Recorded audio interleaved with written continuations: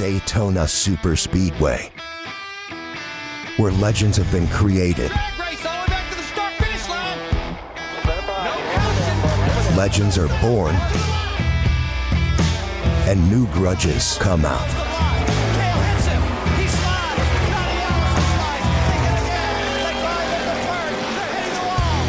Who will make friends? Who will make enemies? And who will take home a podium finish?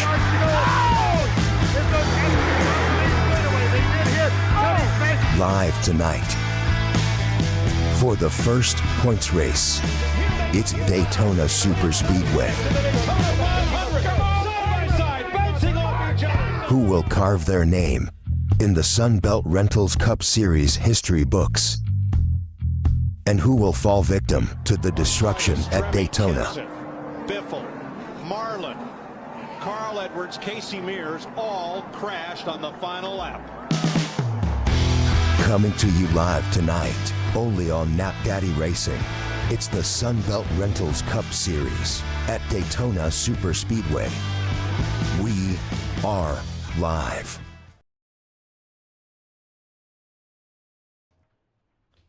Ladies and gentlemen, welcome to the very first points race for the Sunbelt Rentals Cup Series, here live on Nap Daddy Racing.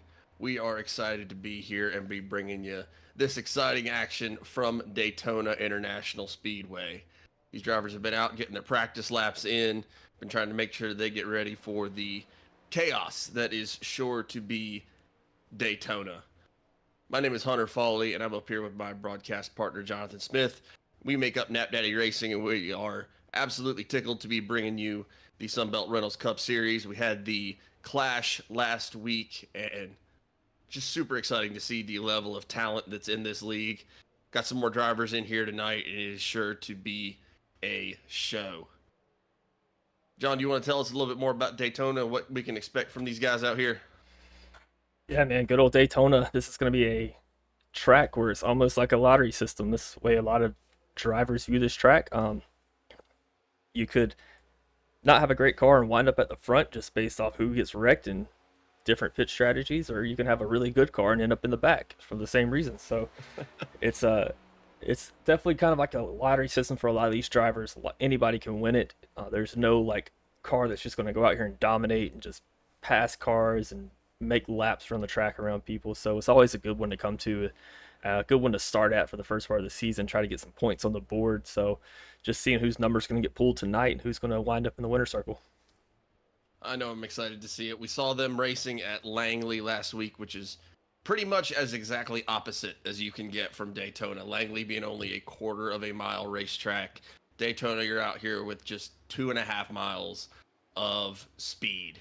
And there's going to be a big wreck, and there's going to be passing, and there's going to be drafting. So it is going to be chaos out here. Before we get into the nitty-gritty of everything, I want to give a huge special shout-out to the series sponsor for this year. It is Sunbelt Rentals. If you haven't heard of Sunbelt Rentals, I'm not really sure what you've been doing, but Sunbelt Rentals is a wonderful company, and they are great of them to make sure they are sponsoring the Cup Series out here for us.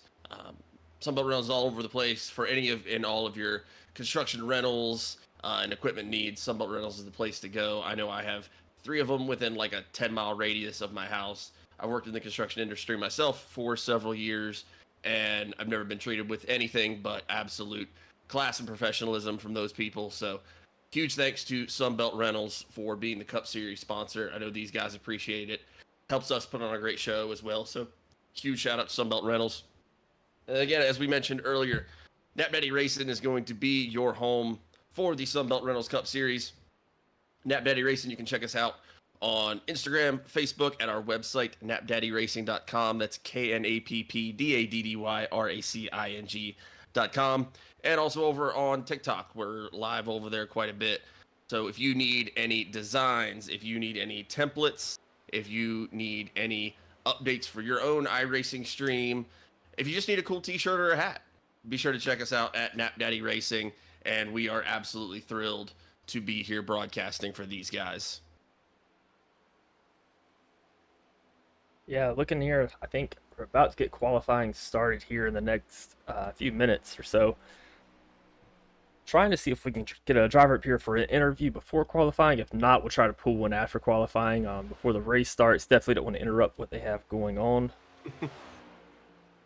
But yeah, it's going to be interesting. Langley was a lot of fun last week. Didn't have as big of a turnout as we're going to have tonight, but a few things went into that, and also being a track that it's a little different to drive on with these NASCAR, these next gen cars. So, but it was a lot of fun. It's going to be very competitive all season long, and tonight's just going to be about who's making friends, who's making enemies, and you can make them really quick here. You can, and it's going to be super interesting. I know we do have several race teams in this league, and some guys that are driving independent. Speaking of race teams, I do see we already have 13 people in the stream right now. So first of all, from both myself and John, thank you all for being here. We really appreciate it. I know these drivers really appreciate it. Shameless self-plug, if you wouldn't mind throwing a like on the stream and throwing us a subscribe. So you don't miss the rest of the content we have coming out, but especially so you don't miss all the action for the Sunbelt Rentals Cup. We've got a lot of great races planned with these guys for the rest of the year, but make sure you also get down in the comments. We are going to be reading your comments, shouting out people as the race goes on. So I know these guys are going to be able to go back and watch this, and I know they appreciate hearing all the support. I got Jacob Lenke in here in the stream saying, let's go RER. That's the Rogue Energy Racing team. I got Shasta Jules saying, good evening all, and good luck tonight to all the drivers. Jamie Lipke, vroom vroom. These guys are going to be doing a lot of vroom vroom. Rusty Rafferty also pulling for Rogue Energy Racing. That is the 33, 34, 35, and 36 car. Shasta Jewel wishing Jacob, Jamie, and Rusty a good evening. And looks like they're doing a little catching up in the comments. Look at that. Bringing people together.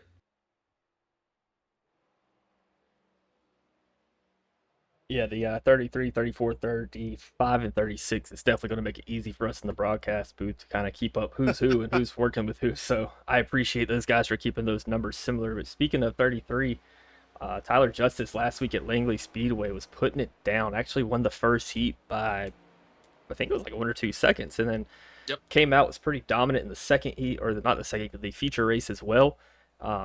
Ran into a little bit of trouble. I think everybody ran into a little bit of trouble last week there at that track, but ended up falling back just a little bit. But super excited to see what he's got. He was putting on a show at Langley. He absolutely was, and it was so fun to see the different kind of strategies that these guys were putting out. Way everyone was trying to race. Langley's such a tough track to run at. It pretty much completely runs on being able to get on that low side and hang on for dear life and not wreck. But we saw a lot of guys that ran really well last week. I know you just mentioned Tyler Justice was the winner of the first heat. Craig Bontrager, I know, ran really, really well in that 35 car. Simon Grills, I know we saw in that 13 car. I know we saw him up there. 85, Garrett Fox was our winner last week at Langley. Cody Bullock, one of the league admins, also looked very, very fast. I thought for a little bit there that he was going to be absolutely unstoppable. And we just got a lot of really great drivers in here. I saw a ton of talent out of those guys last week. I think I said it last week. I was like, you can really expect big things out of the Sunbelt Rentals Cup Series, and I'm excited to see what these guys are able to do on super speedway racing. Yeah, you're going to have to help me with this one here. I'm looking at Kenneth, I think it's McCullough. Sorry. McCullough. Yeah, it looks like these guys are 03 and 04, also going to be teammates, so they're going to be working together tonight too. I believe Christopher's bio down here at the bottom says, you're a bad teammate. Shout out from John M. Whoever John M is telling Christopher he's a bad teammate. Hopefully he could be a good teammate here tonight, because that's what it's going to take. Deciding when you're going to jump out, making that second line and going, and trying to get around some of these lead cars here in the front, especially later down the stretch. I expect for the first few laps, not even few, I'd say first 90% of the race, people are going to try to keep the nose clean, not make too many moves. You know, you're just Sunday cruising, trying to stay with the front pack. You don't have to be in the front every single lap. You just have to lead the last lap. So that's what these guys are looking to do here tonight. Keep it clean, make it to that last lap, and then make your move around the last lap, 2 laps to go. That's when you're really going to start seeing a lot more action happen. Yeah, I know we've said it. If we said it once, we've said it 100 times. Daytona is going to be crazy. It's going to be hectic. You're going to have amazing action the whole way through the race. But Daytona is set and done by the last 10 laps. Everything that happens in the last 10 laps, that's who's going to win this race. and it's just going to be really fun to see how this goes. Going over here to our comments really quick, we've got James Murriel saying thanks for doing this for us. Really appreciate it. We really appreciate you being here. JV Lipke saying the numbers really pop in the sunlight. The new paint schemes on these cars look fantastic. Colin Bontrager rooting for Craig, number 35. Skyman rooting for RER. And Jeffrey Trush rooting for number 23 Trush. I believe that's going to be Brandon Trush. Yeah, speaking of Brandon Trush, that guy drove from the back to the front last week. Again, another guy that ran into some trouble and really found his way there in the late stages of the race.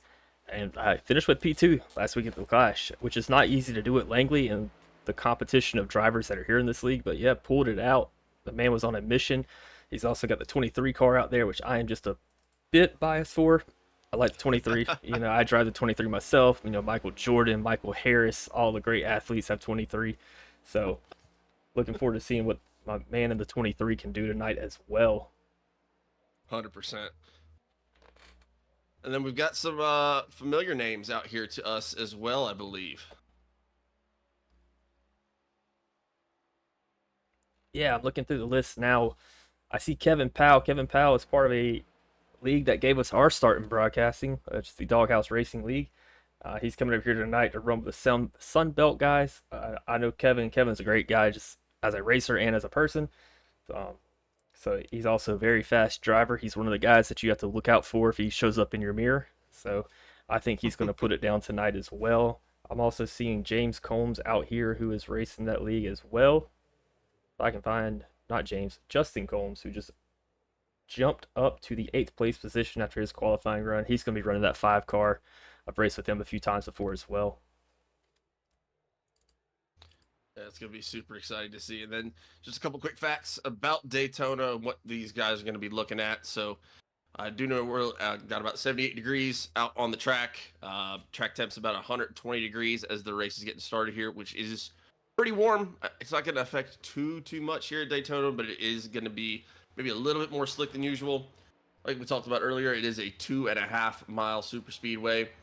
Actually, a little bit noticeably shorter. I think it's one of the few tracks where it is a noticeable amount shorter on the inside of the track. It's 2.51 on the outside wall, 2.47 on the yellow stripe. Turns get up to 31 degrees in banking. So you got to really be able to lean into it and hold on to your line, because if you get loose here, especially when you're in the middle of that pack that's drafting, someone moves across your bumper just a little bit too much, and that's the end of your night. Yeah, I'm looking out here at the times too. Craig Bontrager had a fantastic run last week. He's going to come out here and put down a P2 time right behind Ryan Boyer in that 59 car, who's going to be your pole sitter as of now. Garrett Fox just jumped up here to P5 after his run, that 85 car. Garrett was going to be your winner from last week at Langley for the Clash. He's going to bump down to 6, as we believe Dylan Canova from Lakeland, Florida. Driving up Lakeland, Florida. I am jealous, man. I used to live right outside of Lakeland for a few years, and it was the best 3 years of my life. I was going to say, Lakeland is a beautiful, beautiful place. And probably nicer weather than we're having here right now. Oh, yeah, we've been dealing with hurricanes and everything else today. Not hurricanes, tornadoes today. Out here in my area, so hopefully the internet stays stable. Hopefully everything is working out for us. It's been pretty good for me all day, but who knows? We hope that it works out. I think it will. I think the storms have passed now. But I think we're about to get going here soon. Just got to let go and let God, I'm watching Jeffrey Goodpasser coming out here on the track now. Looks like he's actually finishing up his time. Driving that Toyota from Indianapolis, Indiana. That should be just about it for the qualifying. So I think that will bring an end to the qualifying. Just a quick note as well. These guys do follow a Cup Series standard as far as finish points. They do get additional bonus points for winning the pole position. They get additional points for most laps led, fastest race lap, and hard charger, which is most positions gained. And then a cool thing about this league that I really like that not every league does is you get bonus points for 0 incident points. Incident points in iRacing is when you cause a collision that wasn't something that just happens in standard racing. You got hit, you hit the wall, something like that. at a significant enough impact that it could have caused an incident. You can get incident points. I believe it's from 1 to 4 per incident. And if you get 0 incident points at the end of the race, you get bonus points for it, which I think is a huge encouragement to kind of encourage that safe driving. Yeah, just when we thought qualifying was over, Kenneth McCullough Jr. comes out here and grabs P1. Roger Diebold in that 014 car is going to get P7. Jeffrey Goodpasser grabs 8th. I don't see any other cars out on the track. Looks like Christopher McCullough is out now.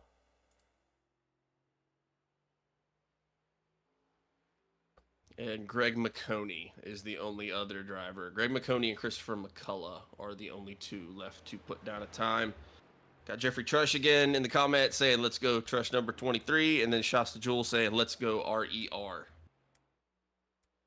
Yeah, a lot of Rogue Energy fans in here tonight. Hopefully they can pick something up. They were pretty fast last week.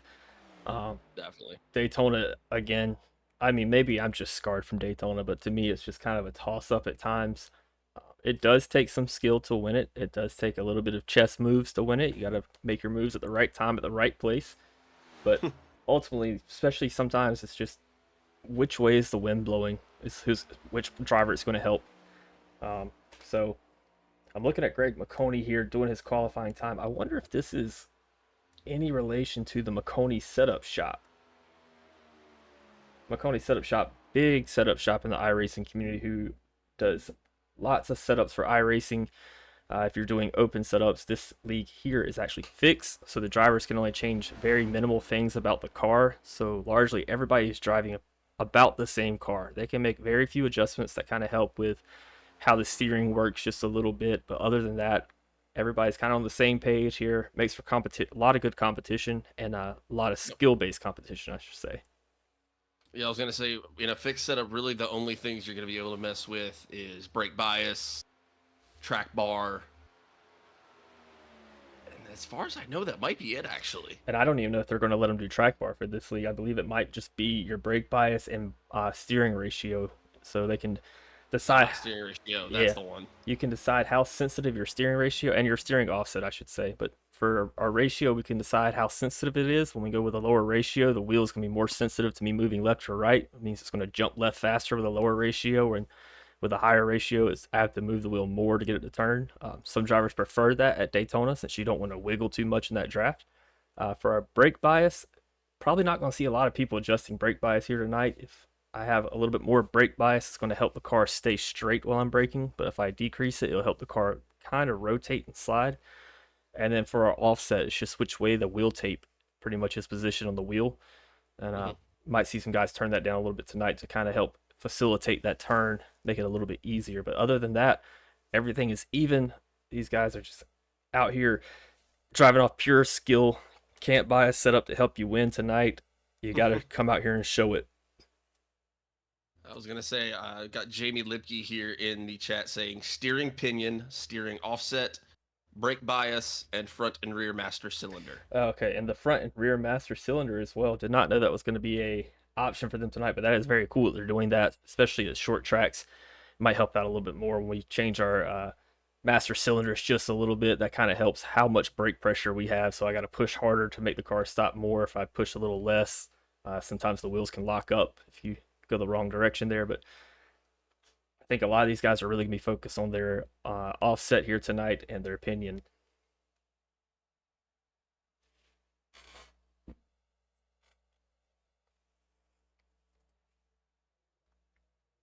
I also just heard over the racing chat, which we will be able to hear. The crowd out there will not be able to hear, sometimes for good reason.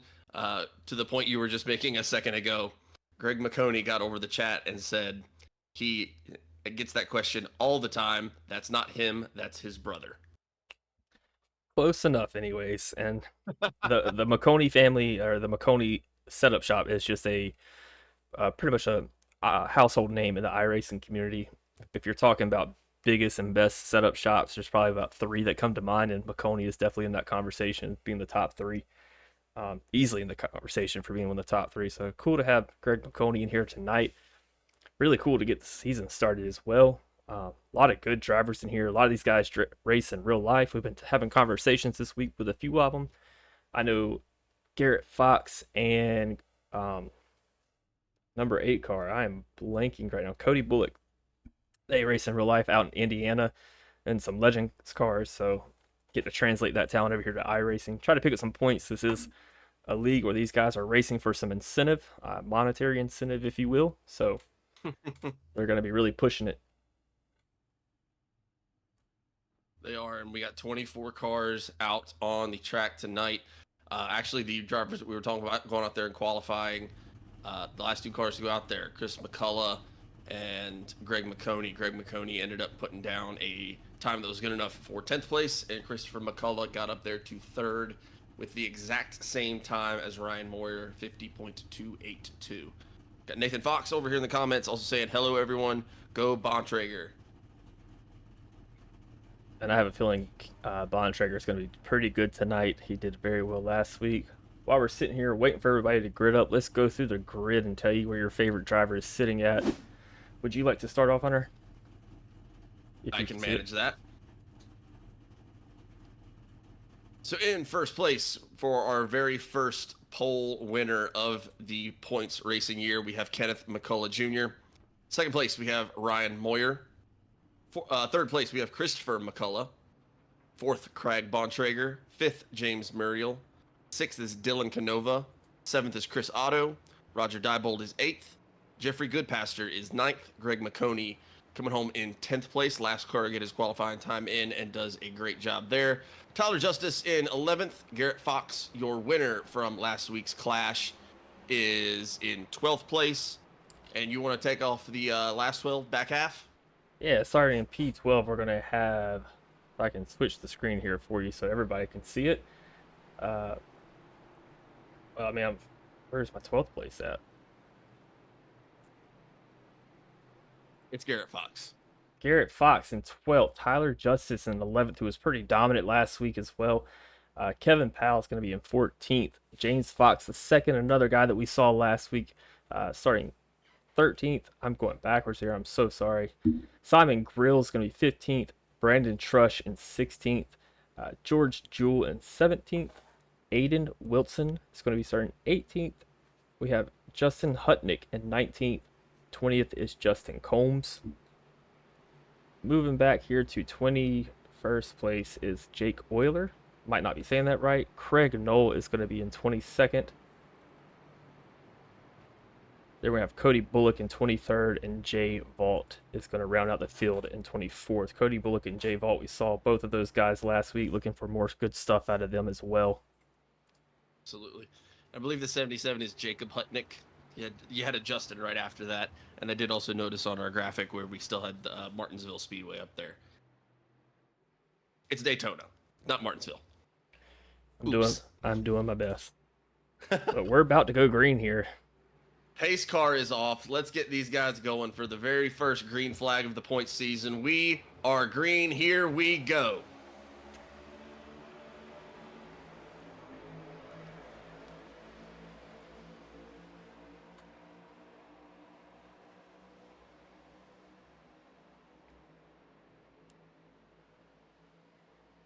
Everybody taking it nice and easy as we go into that first turn.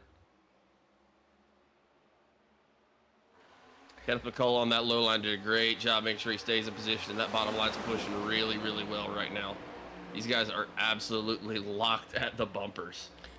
Yeah, you can see these guys are starting to just got 2 lines formed, figuring out which one's going to be the best line for them tonight, the high side or the low side. We have talked to a driver in another league who says since the update, iRacing has made some changes in the physics of the car, and that the high line at Daytona might be a better move to make for the runs.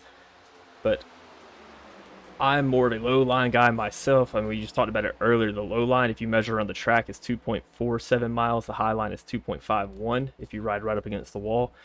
And to me, that's about a 0.04 difference. I'm going to take the shorter side of the track every time. I also think it's a little bit easier. If you do get wrecked, you could just dive down to the bottom, or if there's a wreck in front of you. That's why I prefer that. But these guys are fast up here on the high line. A little bit more room to get out of the way, but that high line looks like it's got a lot of heat. We saw Kenneth McCullough go ahead and jump up to the top so he could get up there with his teammate Chris. and they seem like they are pushing really, really well. You're gonna have your entire top 5 there on that low line, on that high line. Low line's starting to get a little bit of a push, it looks like right now. Like they're getting a little bit loose there in the middle. I believe your first car on that low side is going to be the 27 of James Muriel. I believe you're right. He's going to be out there leading it. And the problem is here, too, with leading in front of a line, something a lot of people don't think about is fuel strategy. When we're out here in front and not drafting behind somebody, we're using up a lot more fuel. So a lot of these guys you might see just kind of stay back and not want to be leading a line. I would rather be pushing somebody any day and not using as much fuel as they have to. So it could change out how much fuel they're using. But somebody's got to lead it, and right now it's the 27 of James Muriel on this low side. And there's something to be said for both sides of that. Like we were talking about earlier, Daytona, it does have a lot of strategy. There's a lot of craziness. It gets hectic. But it really is kind of like playing chess a lot of the time. And like you just said, when you are leading that line, you are burning up a little bit more fuel. But you also tend to stay a little bit more out of trouble, and it's easier to get out of trouble if something does happen. So you kind of take the good with the bad there. But either way, that high side is looking spicy. They have cleared the bottom line by almost half at this point. Yeah, and this week too, fortunately, our trading paints is back up. Last week, if you watched along with the broadcast, trading paints had a system-wide issue where none of the paints were showing, which was great.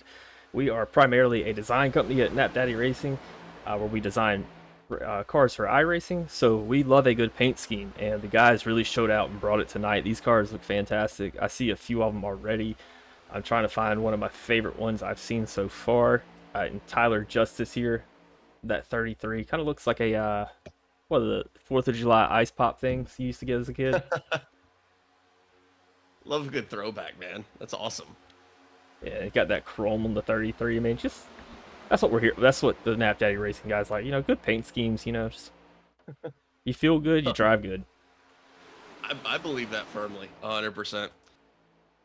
Again, thanks to everybody who's in here joining us for this thing. We've got 24 people in the stream right now. Thank you all very, very much for joining. I know we've had a lot of people in the comments shouting out their driver. I know the guys are going to appreciate it when they get to go back and watch this thing. If you have any questions about the driver, about the series, about us, about the drivers, or anything that's going on, just feel free to throw it in there. I promise we will get to it. Jamie Lipke in the chat saying, usually cautions end up offsetting a lot of that fuel strategy. I don't see a lot of Daytona races in iRacing staying green long enough for the leader to suffer much on fuel. I think a lot of that just depends on what league you're in, too. We broadcast for this league where the guys are obviously super, super talented, and they do a really great job. They're 6 laps in, and everything's going super smooth. The other league we broadcast for is the Doghouse Racing League, and we had a Daytona race where there was 0 cautions. We've had a few that had 0 cautions at Daytona at that league, and that's the only reason I bring up the fuel strategy, because it was a major point to where they changed the rules in that league about how fuel strategy should work, and they decreased the fuel amount because a lot of guys are just pacing behind the entire race, and the winner actually won it off fuel strategy. But and it was kind of a surprise to a lot of guys at the end of that race, where they're like, well, I was kind of planning that there would be a couple cautions, but no, everyone had to go run super good, and you had to go straight and fast and left, and kind of really threw a wrench in my strategy. I mentioned it here, but I mean, I was also one of those people that was using that fuel strategy. I mean, it was a window of opportunity, and we climbed through it. I'm watching the 27 go 3 wide here in the middle. He's gonna get left out to dry. Hopefully somebody. I don't know if he was trying to get that third line started. I didn't see him get loose or anything. I wondered if he was maybe just trying to get the line started and see if something would happen, but that's a tough spot to be right now. Yeah, especially with nobody behind you. I think these guys can handle being the meat in the sandwich here, but you just know nobody's behind you. Nobody's going to jump out with you here, so you're going to fall all the way to the back. Still nothing lost. A lot of time left. He can stick right back in like he is now to the high side. Keep up with the pack, and we're rolling again. A big move out of the 88 Chris Otto. I saw him kind of use the 33 falling back to jump up there to the high side, and then he bounced right back down to the low side. And he's back up to the high side again. This guy's really just trying to test it out and see where he wants to run it. And Hunter, I know you can't see the overlays, but he has the most professional headshot of any iRacer I've ever seen. This is his both LinkedIn profile picture and his iRacing profile picture. This man is here to race and win business deals. Sometimes it's what you got to do for the sponsorship. Chris Otto, Hey, 88, out of Green Bay, Wisconsin.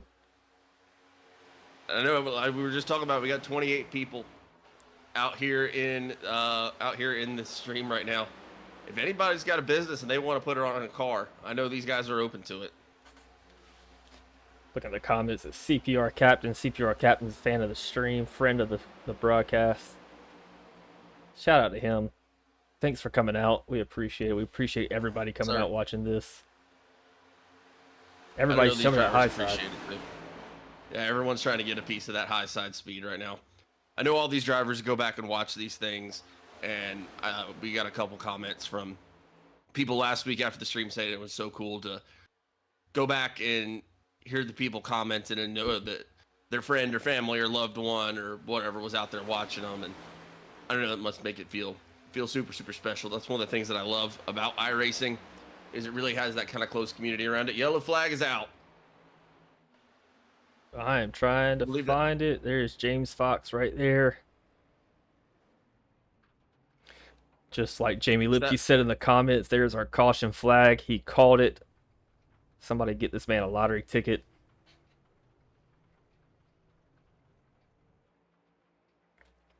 We're going to get over to a replay so we can see what happened there.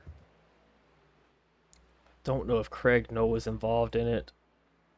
I don't think Jamie Foxx is going to be able to drive that car around. As in get it back on track. He's probably going to have some damage he has to fix here. Oh yeah, look at that steering wheel. Just turn completely to the right there. That's going to be some required damage. Let's try to go back to a replay here.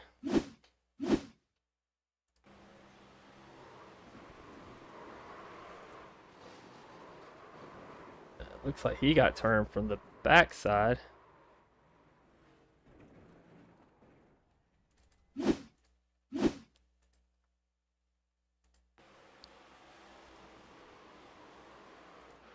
Looks like those cars were nose to nose there for a second. Yeah.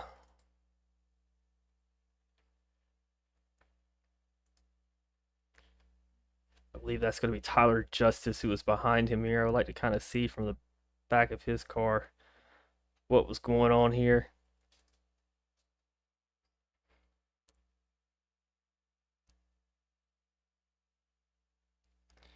Yeah, 58 just came down, wasn't clear.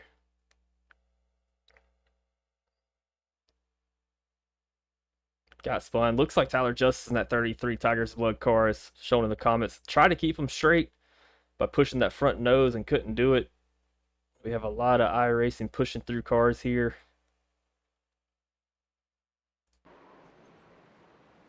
Tyler's able to straighten that thing out.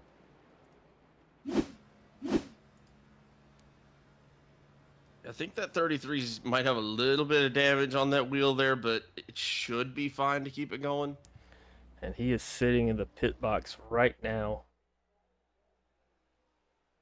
Looks like his car is just turned on here. Looks like we also had the 7 car of Jake Euler come down onto pit road.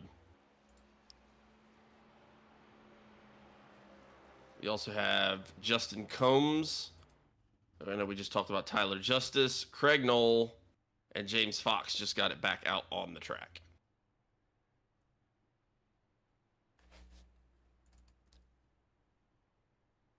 Looks like Craig Knowles is pitting again. Tyler Justice coming out the track now.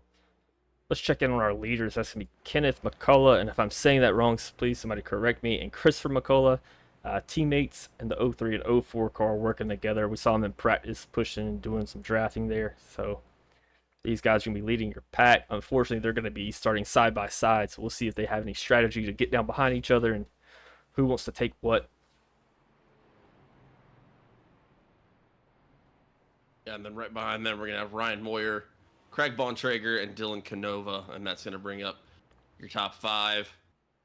Greg McConey's moved up a couple spots in 7th currently. I know he started in 10th. Got Jacob Hutnick in 11th currently. He started 19th. And then we also have Cody Bullock, who started in 23rd, who is now in 13th. And Jay Vaught, who started 24th, last place, now up in 14th.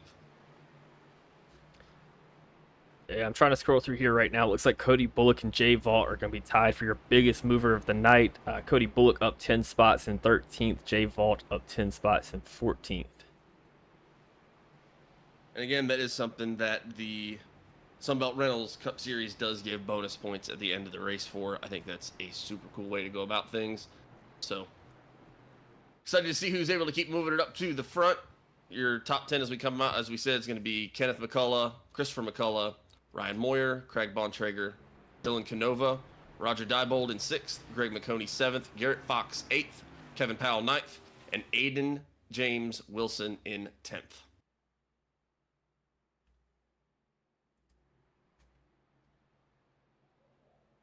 The only bad thing about Daytona is the pace laps, man. They feel like they take forever. There's just, it literally, I know you were kind of making the joke earlier about at the early part of this race, you need to be kind of Sunday cruising, and they're really Sunday cruising now. Yeah, I mean, just taking it easy, going around. The only two places I can think that are worse is Indianapolis and Talladega. Just seems like it takes forever. Not only that, even tracks like Dover, who has a speed, I think a pace speed of like 35 or 45 miles per hour. It's just, what are we doing here? Just want to get them to speed up. These are race cars. But all is good. This helps cool the tires down for the guys out there. Keep some rubber on it. Back to the other point about gas strategy as well. Got Rusty Rafferty in the comments saying that he loves the 34 sour candy car. The gummy bears are awesome. And then Jamie Lipke saying he was going to ask, but he just saw the in-car cam on Tyler Justice. Didn't know if iRacing was going to put a number on the nameplate in the cockpit. I can throw those on there. Going back green, lap 13, and a huge jump out of Kenneth McCullough there.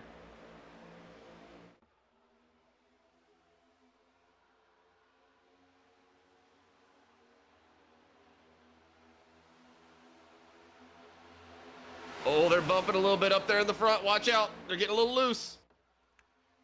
4 of Christopher McCullough and Kenneth McCullough were trying to get up there, and I think they almost ended up spinning each other. Yeah, watch Cody Bullock jump down here to the low side, try to jump in there. Those two teammates are working together so well. Although we have a huge push out of Dylan Canova pushing the 59 of Ryan Moyer all the way up to the front. Look at them go.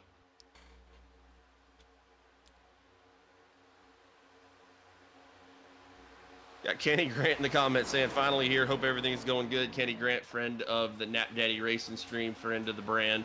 Always out here showing support. We appreciate you. Hopefully you get to enjoy some good racing tonight. And here comes the McCulloughs right back up there again. I see Dylan Canova jump up there, get on top of that pack right there. The 35 jumping down. Kim Bontrager going to try to jump in front of that line. Jumping out of that draft's going to slow him up, but he's hoping somebody will link up with him and give him a little push here. And it looks like he is going to have that help there.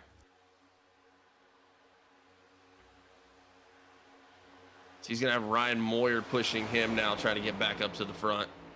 Looks like Canova is going to go back down to the low side as well, leaving the high side right back up to Kenneth and Christopher McCullough. Oh, big wreck behind them. Big wreck. Jay Vaught is around.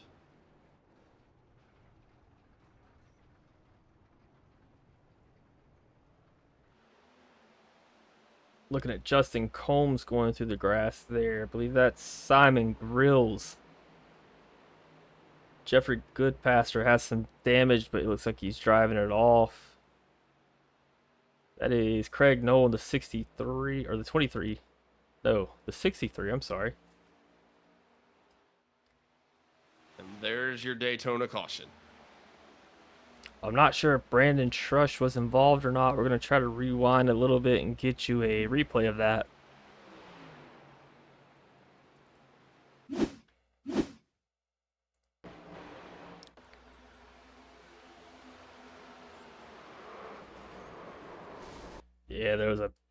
Big checkup there.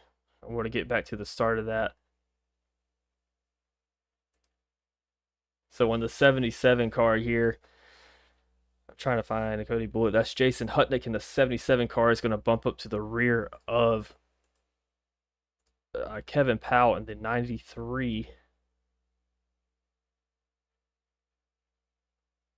That's going to cause Cody Bullock to come in. Doesn't have any time to break. 10 car is trying to check up. Just gets clipped by the 38 there. 38 of Jeffrey Goodpasser. That's going to put Tyler Justice in the wall. Sends Cody all the way to the bottom of the track. Sends Cody up. I believe Brandon Trush squeezed through that. Combs trying to avoid it. Gets into the back of the 63 car, Craig Knoll. And James Fox was able just to cruise on through everybody. Thank you kindly.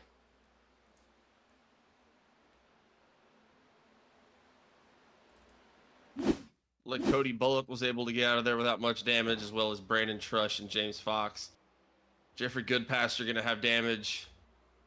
Justin Combs going to have damage. Jay Vaught, Tyler Justice, Craig Knoll, and Simon Grills all going to take damage from that accident.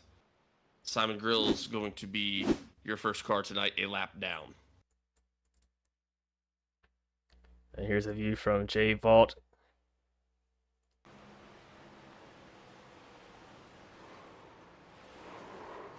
Jay Vaught does right and just kind of gets clipped on the right side.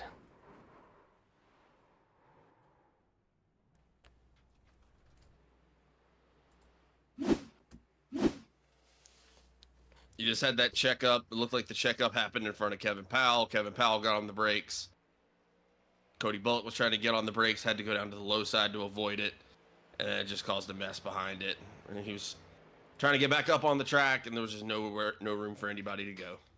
Yeah, look, Cody Bullock's right front wheel is just really pushed in there.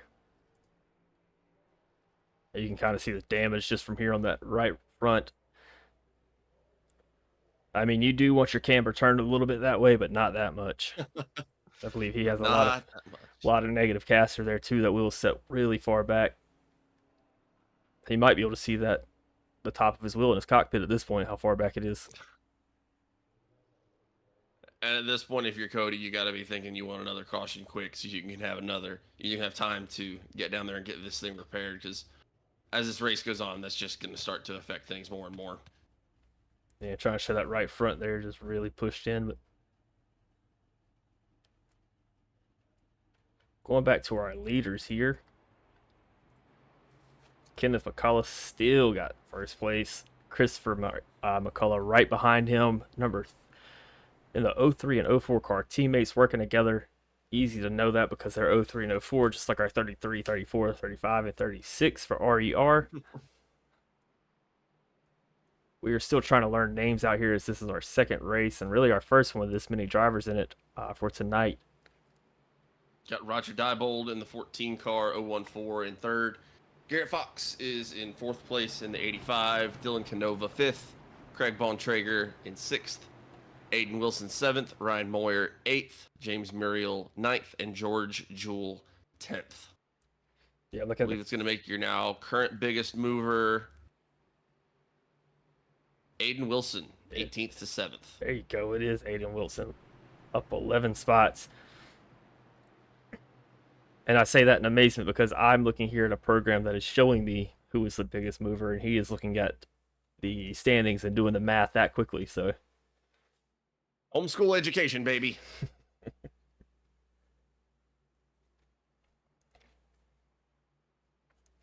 Jamie Lipke in the comments saying the template didn't designate a number block for the cockpit nameplate like they do the other cars. Yeah, from my experience designing the next gen cars, I don't know if there is a name block for the inside.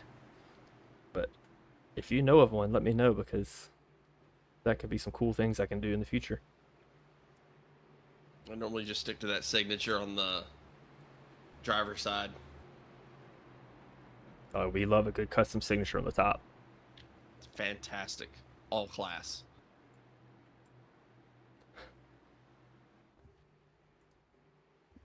Excited to see how these guys get back out here and get going after those. We had those 2 cautions pretty quick, one after the other. Let's see how they're able to handle it as we get back out here. Let's see what the McCulloughs are able to do up there. We are green flag racing. Here we go again on lap 19. And they immediately go back and start working together. Yeah, that is perfect execution by those 2 guys. And look at the gap they left, too. That 34 of Canova needs to go up and get on that high side now. Garrett Fox sees what's going on. He's going to fall in right behind him. Garrett Fox is good. We watched him race last week. He knows what he's doing. He knows how to whip it around here. He definitely does. And look, we see the low side starting to make some moves now as well. We do have a car back in that 3rd lane, dropping all the way to the back. Like that was Greg McConey that was slipping back there to the back. Yeah, so it is. I'm trying to catch him. He goes all the way back to the back of the pack. It looks like he might even be in danger of losing the draft here. I think he caught it. I think he should be good at this distance. You'll get a little bit, and as you get a little bit closer, it'll start to ramp up. Just come on, baby. Come on. We got to get going.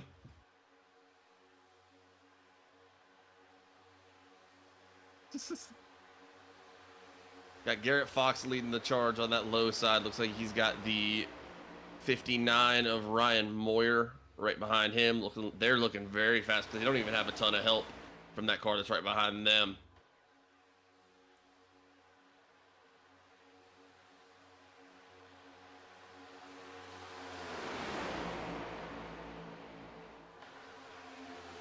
I think that's the 60. That's Ian Wilson there.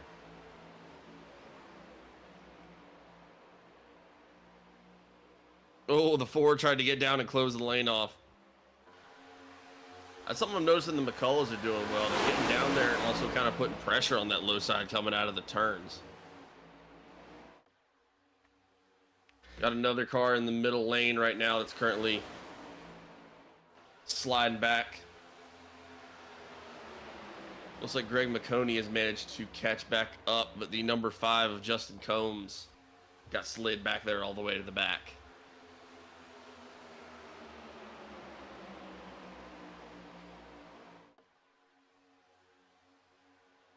Yeah, I'm trying to watch to see. It looks like they're... I don't know if it's intentional. It looks kind of intentional. But the 03 and 04 McCulloughs there, Kenneth and Christopher, are kind of coming down and really trying to take advantage of the other drivers and make some side drafts happen.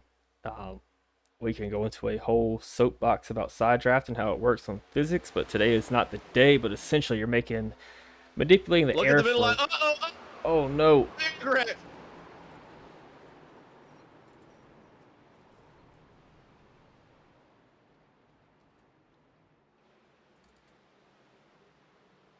Big wreck. That was Dylan Canova and Christopher McCullough that started that one off.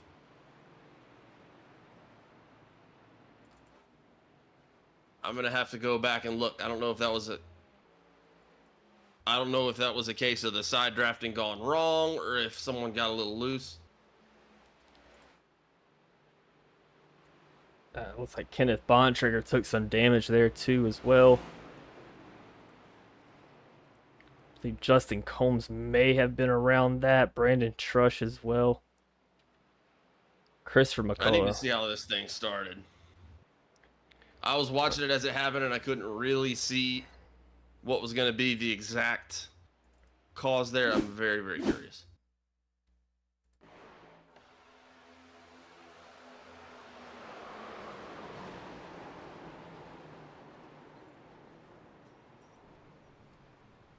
They're going to finish the stage under caution here. They're doing a stage at 25. Let's back it up just a little bit and kind of see where we're at from a blimp view. Kenny Grant, dang, they can't stop wrecking with. They're starting to get a little squirrely out there now, and then Jamie Lipke stopped scratching the RER paints. So I was about to comment right before this happened what a huge push that middle line was getting, and then I saw Canova kind of get up there and I couldn't tell what happened after that.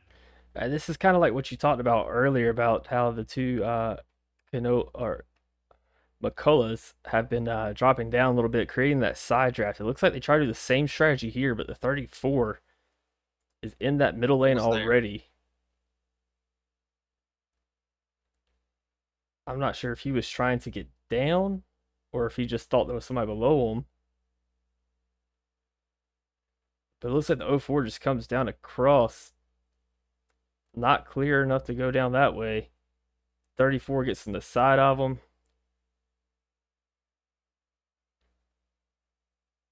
That's going to cause a whole host of other problems. Yeah. Looks like the 36 car gets hit. The 8 car gets hit. That's Cody Bullock. 58 is James Fox. 63, I believe, is Craig Knoll. And look at them all diving down low. Brandon Trush just gets into the back of the 35 car. Not the 23 car. Huge breaks out of Kevin Powell there up on the high side. Looked like he might have just had a little bump at the front.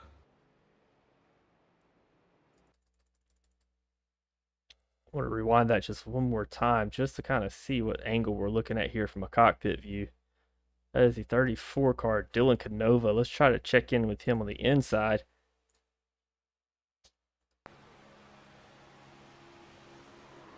Very curious to see what that looks like from Canova's point of view. I mean, Canova was holding his line. I think it was just, this is a classic racing incident. It's classic Daytona. What happens here? It's not really anybody's fault, man. You're trying to clear cars inches away. You can't really place blame on either driver for a wreck like that. But Canova was definitely down there holding his own. And like Yeah, the side draft tried to come down, just went down a little too far there. I don't know if maybe he didn't think he had the run that he did, or I don't know. I'd be very curious to see how that one comes out in the wash. But yeah, Jamie Lipke said stop scratching the RER paints. I agree, those paints are nice. The sponsors pay a lot of money to be on the side of those cars. hey, when you're in an accident, it's TV time.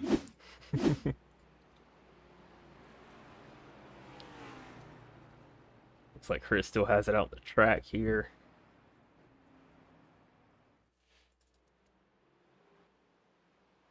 J Vault. Kenneth McCullough Jr. still on pit road. Craig Bontrager still on pit road. Dylan Canova still on pit road. Brandon Trush all still on pit road.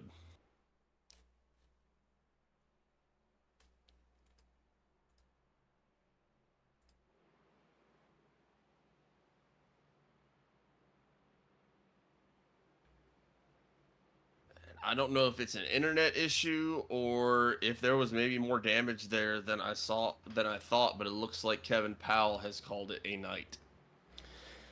Yeah, I just saw that too. I was trying to figure out if that was it for him or not. I mean, sometimes all it takes is a toe link, though, man. I was going to say it's unfortunate, but sometimes some of these bigger collisions you can get worked out with the right amount of cautions and being able to bring it down pit road at the right time, and then other times you break that toe link and then that's game over. Yeah, we've personally been there, me and you ourselves, just having a light little touch hit the wall. And as much as I like these next gens, I'm very much so in the unpopular opinion boat. I don't really care to admit these opinions, but I do like the forward number. I think it makes, from a designer standpoint, it makes the car look really cool. But also, I like the next gen cars more than most people do that watch NASCAR a lot. I like these cars a little bit more than others. Mainly because the drivability and the way you can manipulate the car a little bit. But I will say these cars are made of glass at some points. And then we do have Simon Grills, Roger Diebold, and Kenneth McCullough Jr. all bringing it down pit road a second time. I'm sure trying to get the rest of the damage figured out.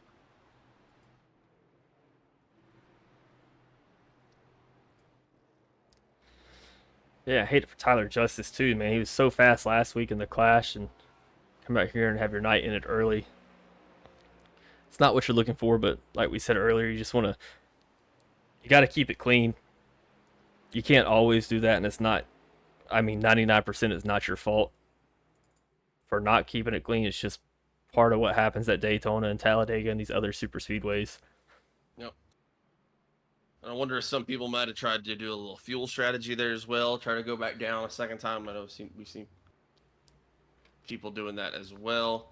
But your top 5 as we come back to green flag time here is going to be Justin Combs in first, James Muriel in second, George Jewell third, Aiden Wilson, your biggest mover, in fourth place, Jake Euler in fifth.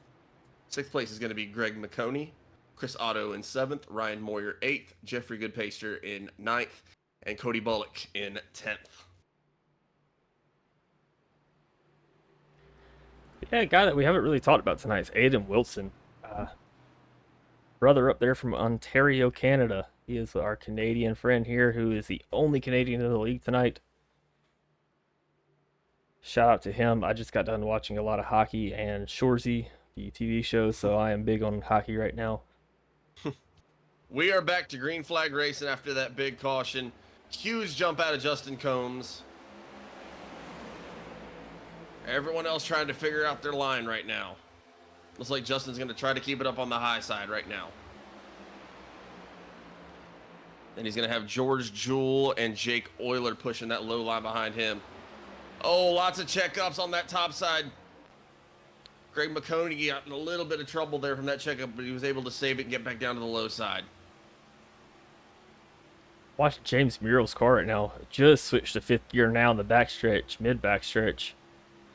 This is a fixed setup league. However, the admin set the setup for these drivers before the races. So I'm curious to see what the setup is more like here. You kind of want something more like a long gear setup, but kind of surprising to see him shifting to fifth that late. Everybody's got a different strategy. But the low line is moving right now. Uh-oh. Oh. Uh-oh. Looks like he's And going there's to a big save it. Don't checkup. come up on the track. Don't come up on the track. Man, they're spinning. It looked like someone tried to move up the track to the high side, and then it looked like they might have... It looked like somebody got into...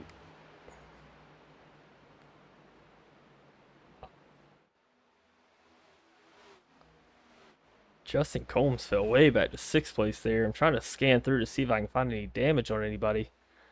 So we get these replays set for you.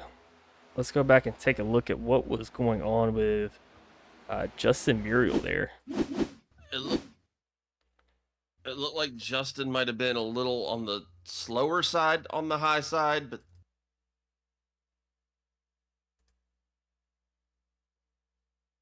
Try to find a better view for everybody out there. So we're watching Justin Muriel in that 27 car. They come up just a little bit on Combs, comes down back on the 83 car, I believe. Gets loose and drives up the track, and that's the 10 car that I just saw hit the wall. We're going to learn these names as the season goes on, but that's Jay Vault. I mean, that was a hard hit, too. I don't know if he took any damage from that, or the required damage, I should say.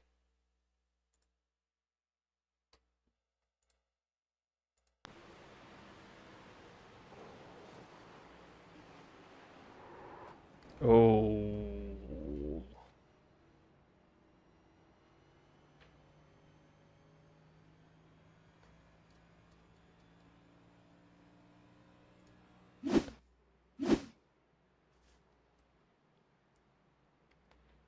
That was a hard hit out of the 10 car there.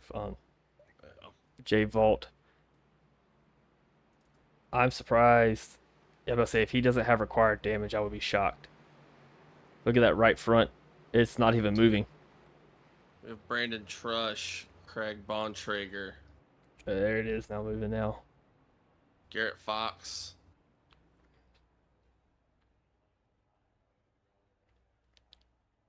Kenneth McCullough Jr., Christopher McCullough, James Muriel, all had to come down pit road there. So what would you kind of say happened there? I know Muriel, it looked like he maybe tried to go up a little too quick, and maybe he didn't realize Combs was there, and he tried to snap it back down, and then that just caused a little bit of chaos. Yeah, I mean, these cars can just get so upset so quickly off of little to no hits. I'm trying to pull up a image right behind the car here. It looks like James Muriel just comes up a little too much on top of Combs, which the momentum's going to push him back. 83 has nowhere to go. Nothing he can possibly do there. That's the 83 Greg McConey. He saves it very well. I think he's trying to avoid the grass here. That's why he's coming back up to the top.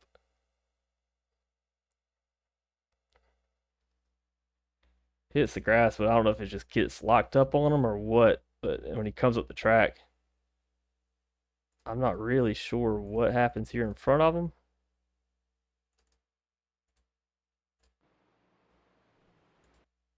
It's like Trush's car got loose from all the checking up.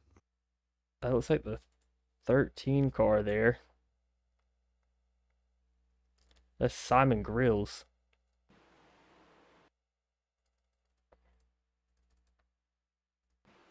Oh, the 10 just gets into the wall. Grills has nowhere to go either.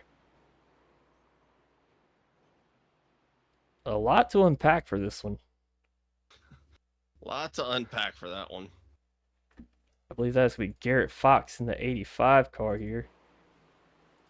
Does he get loose? Oh, there's a big checkup in front of Garrett Fox. This is just a big sequence of accordion events that kept leading back. I mean, almost 5 stops ahead. Just kept leading back to more and more things happening. Just every time I think I find the source of that wreck, I'm like, well, there's something that happens in front of them, which is why that happened. Yeah. It did all start up there at the front, but it just trickled its way back, and that's Daytona for you. But we do have a little bit of a shuffle up here now. As we grid them back up, we got George Jewell in first, Jake Euler in second, Chris Otto third, Jeffrey Goodpaster fourth, Aiden Wilson fifth, Ryan Moyer sixth, Jacob Hutnick seventh, Greg McConey eighth, Craig Knoll ninth, and James Fox in 10th.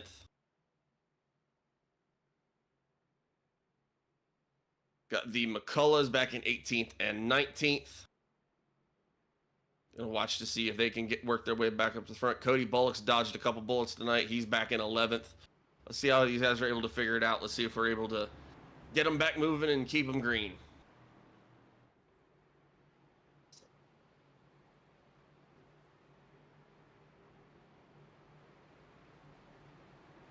Did you see the comments there?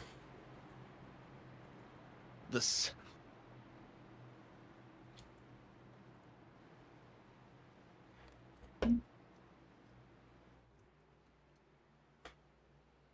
Looking at the comments saying, go Jewell. Jewell is currently your leaders. We're about to get back green here.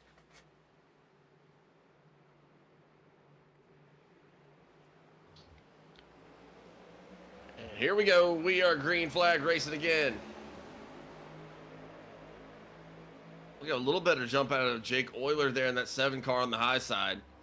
They're pushing hard on the low side. Jake goes down to the bottom. At least the 38 up top of Jeffrey Goodpaster and the 59 of Ryan Moyer to run that top line. I wanted to make sure we get back green here first. It's at the self-clear 250. I mean, that was just straight accordion that was going on. I tried to find a source. Oh, big check up there on the low side. Looks like they got it figured out, but that one was almost trouble again. Jake Euler pitting in. Drops it all the way down to the bottom. Did he leave the 60 of Aiden Wilson? Did he declare? Did he say that he was going down pit road over the radio? He put it in the chat. Okay. I didn't know if that was a bump into pit road and that was his way of staying straight, or if he was saying that he was going to pit. He was saying he was going to pit. Because he was getting a good push. He was. Oh, starting to see some accordion going on further toward the back.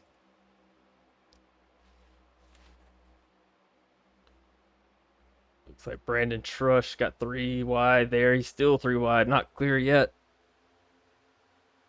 He's trying to fight it. Looks like he's gotten all the way back there to the 34.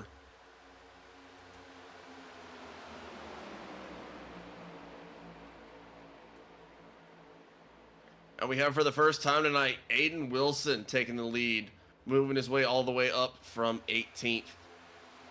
Being pushed by the 77 of Jacob Hutnick.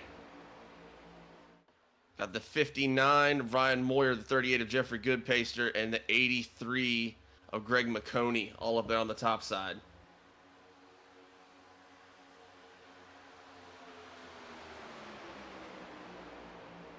Oh, and there's a drop low by the 38. That's Jeffrey Goodpaster. The 58, James Fox left out to dry in the middle. And they're 3 wide in the middle. And they're going to get shuffled back. Look at that front lane shuffling up. 77 of Jacob Hutnick drops low. Now everyone's going low.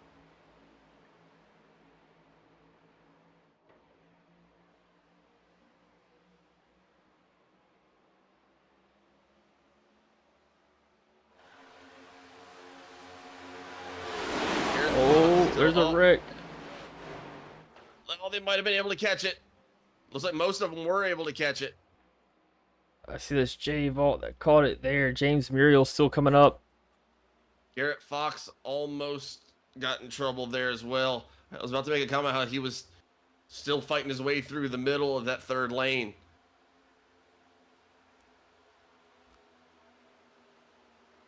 It was James. Yeah. It was James Muriel and Justin Combs that also saved it there.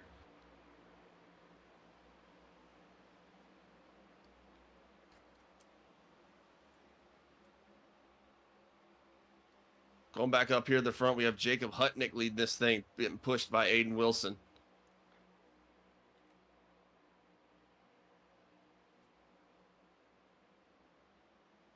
Greg McConey just got moved by that 03 car and the 04 car pushing their way through, trying to get back to the front.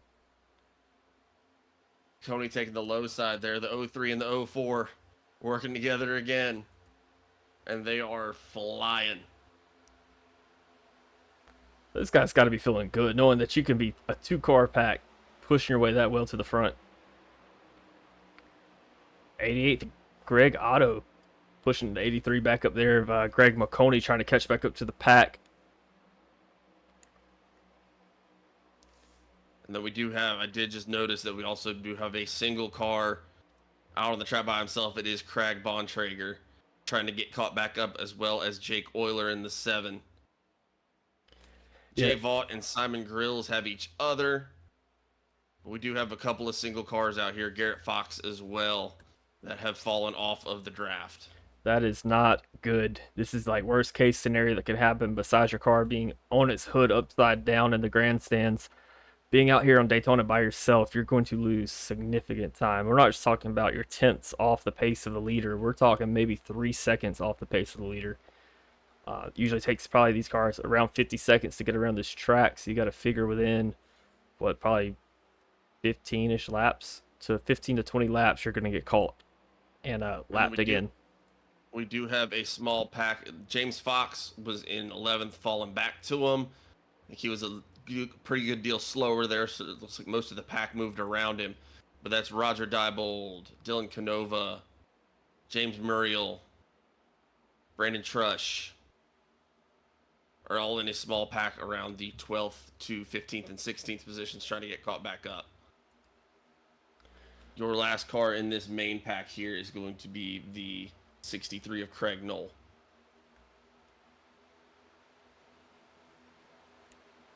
And it looks like he's going to have about a 4-second gap between him and the next pack. So we will keep monitoring that as it comes around. And I'm showing 4.1 seconds right now between him and the next. Yeah. Got some bumping going around right here. If you're in that further backpack, you have to make sure. I just saw them all. Sorry, I was listening to the radio here, but if you're in that backpack, one thing that you have to focus on is working together. You can't be fighting for position right now. You can't be switching between lanes. You got to get in a straight line, be nose to tail, and go. I saw them trying to work out their lines there, trying to figure out who was going to go where. And if you're not all exactly nose to tail there, you are not going to be catching anybody.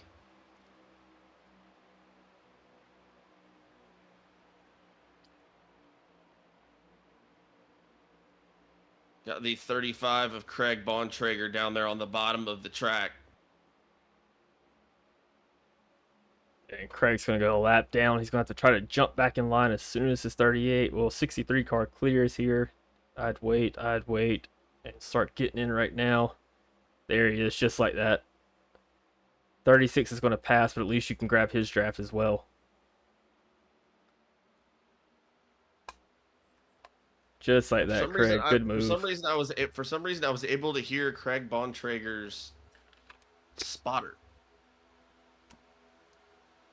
That's strange. That is strange, but very useful for broadcasting purposes.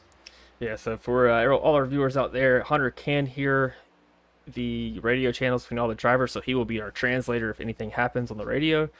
I cannot. I am out here working the cameras and the controls, trying to give you guys the best view of what's going on. I don't always give the greatest view because I get so involved in the racing that I'm more of a fan than a broadcaster, so I catch myself doing that. But trying to give you guys the best we can do. But Hunter will be the translator for all the radio traffic. Again, we do not put the radio traffic over the broadcast. It may make for a good broadcast, but we don't want to get banned on YouTube. We try to maintain a family-friendly stream out here, and this is in no way a statement of judgment. I myself am a pretty huge fan of the bad language words, and these guys are all adults. You're gonna have human reactions to what goes on, but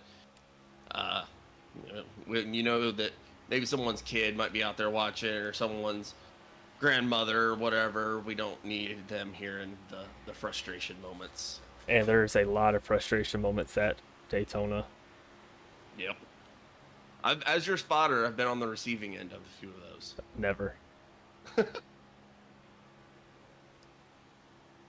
looks like we are starting to simmer down out here and just get some laps under our belts here. We got Kenneth McCullough still leading this thing. Right behind him, we got Christopher McCullough, Chris Otto,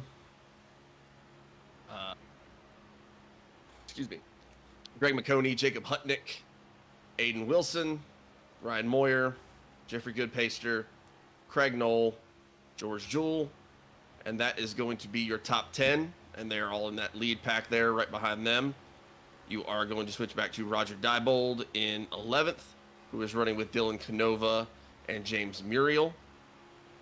Cutting back a little bit more, you will have the 58 of James Fox. That's 14th. He's with Cody Bullock, Justin Combs, and Brandon Trush. Craig Bontrager is back there as well, but he is now 2 laps down.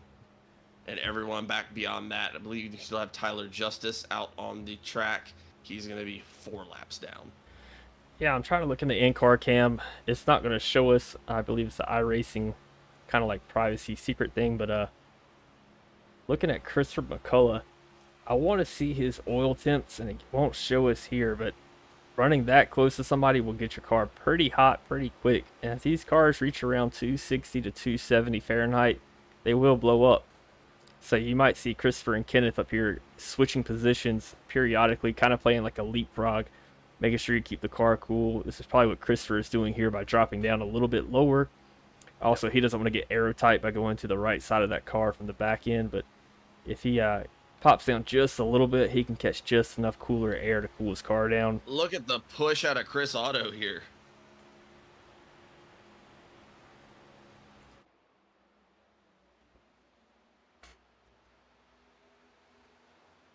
I think these guys have figured it out a little bit. We did also just see the 7 car there of Jake Euler. I believe that's to make him go 2 laps down. But these guys in this lead pack have figured it out. This is classic middle of the race Daytona. we're all in one line and we're just out Sunday cruising. Where it starts to get squirrely is like you just said a few minutes ago, is when someone needs to jump out for air, or someone's in the middle and they realize they don't Good really have anywhere to go, or Lord. their car's about to blow up. What? Roger Diebold just piling through there and gave a huge bump to George Jewell. I'm sorry to interrupt, but I thought we were about to catch George Jewell drive right through the middle of the 36 car out there of George Jewell. Or Roger Diebold drive through him, I should say. And it looks like Diebold's falling back just a little bit there. I don't know if Jewell has damage to his car or what. If he just got outside that draft, but Diebold ran up on him. No checkup whatsoever and tried to push him all the way to the front with one push. Get it all out in one. That's efficiency if I've ever seen it. I'm telling you. So that middle pack's now going to have... Who's that leading that? It's going to be Roger Diebold, Dylan Canova, excuse me, James Muriel, George Jewell, and Craig Knoll. And then it looks like that third pack's kind of figured out their line a little bit better now, too. You got James Fox, Cody Bullock, Justin Combs, and Brandon Trush back there. And if I'm this third pack, they really got to group together. Your goal right now is not to catch the front pack, is to catch the second pack. If we catch the second pack, we can make a better line. We can get there further. There is some theory that is kind of newer circulating about these cars about how more than 3 is not good. 3-car packs work better than 4-car packs or 5-car packs. I don't know if there's any truth to that. From a science standpoint, I don't think that's true, but these NASCAR drivers are reporting it, and we've heard it a lot through our broadcast lately from Daytonas, but they do have to be a little bit closer together if they're going to want to catch up. I was going to say, I see moments out of that third pack where they're running really well together, but they need to keep that thing in a tighter line if they're really going to be able to want to get caught back up. And I know some of those guys were involved in some cautions, so I don't know if we have some damage we have to worry about that might make us need to switch up the strategy. But, for example, if I'm Brandon Trush there, I want to be way, way closer to the bumper of Justin Combs. Yep. And even Justin Combs could be a little bit closer up there as well to Cody Bullock. Yeah, we just watched James Miro here on the stream. Looks like he popped out of line and went to the back. He might have been getting a little too hot. You're going to see some of these guys in these lines start playing leapfrog, saying over the radio, hey, I might be getting a little too hot. A lot of these guys are in Discord chats together as teammates, so you might not be able to hear them on the radio. That's the kind of push we're looking for, Justin, Cody. But yeah, they'll pop out, go to the back, let somebody else take a turn at giving a push. Don't let the car overheat. If the car blows up, it can't make it to the finish, and that's our goal here. It looks like we are having some shuffling going on up at the front, and there's a yellow flag out.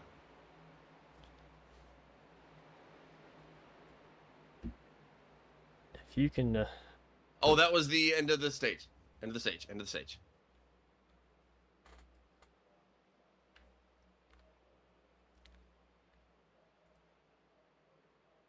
So it looks like Greg McConey's going to win that stage there with possibly.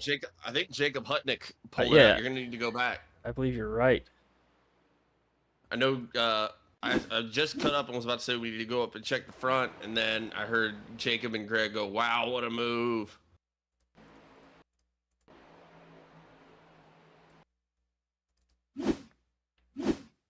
Trying to get back here to the front.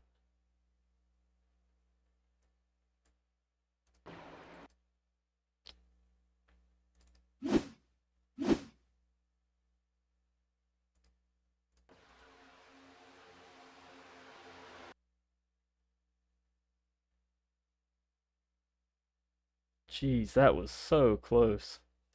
I believe that was Hutnick that got that.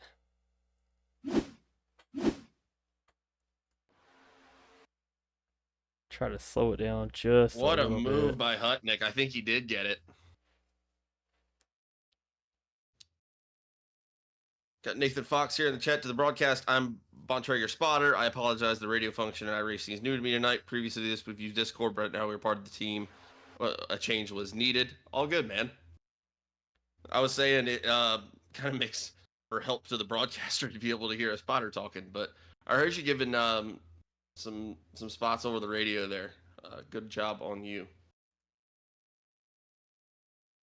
That's how close. I cannot go around to the other side anywhere, but as you can see there, that's so close. Hutnick taking that first stage. 83's going to come right behind him of Greg McConey, Kenneth McCullough.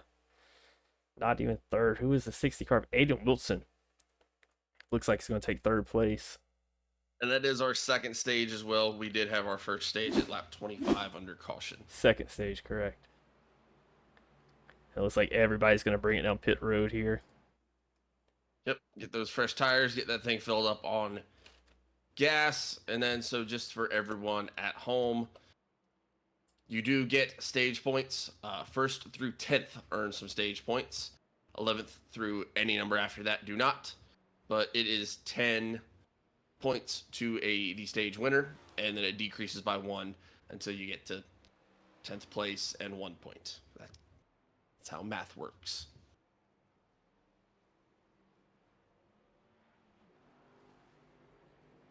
Nathan Fox being the spotter for Ken Bontrager. I wonder if we can tune into some radio channels at some point and kind of hear what's going on the track. Would love to get an interview with him as well, both spotter if we could and Ken Bontrager, Craig Bontrager, I'm sorry. Just get their view of what's going on as well. I know they were trying to figure out some radio issues there. Craig Bontrager currently running 2 laps down in 22nd. I know some of these guys were really happy to have this stage here that they could bring down pit road, maybe finish getting some damage repaired from all those cautions we had about 20 laps ago, or just to go ahead and start working on what the strategy is going to be going forward here for this thing. See Brandon Trush spend a little extra time on pit road there, probably trying to finish up getting his damage repaired.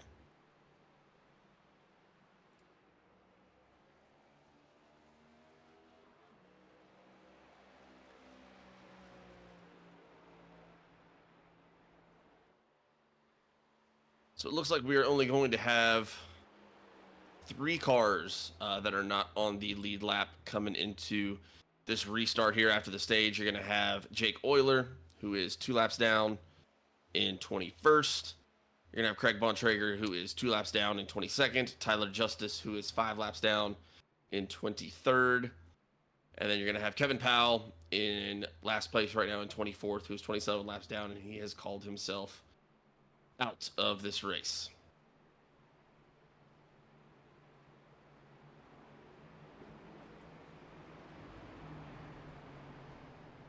And then we are working on getting everybody gridded back up here. Looks like we had a couple of waiver rounds.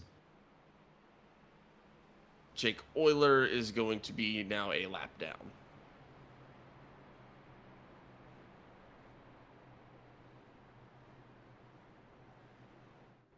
And for your restart out here after that second stage, we are going to have Jacob Hutnick. It looks like he's going to be taking the low side. He's going to be restarting first. Greg McConey is going to be on his high side in second. Kenneth McCullough is going to be your third place. Aiden Wilson fourth. Christopher McCullough fifth. Ryan Moyer sixth. Chris Otto seventh. Roger Diebold eighth. Craig Knoll ninth. And James Fox in 10th.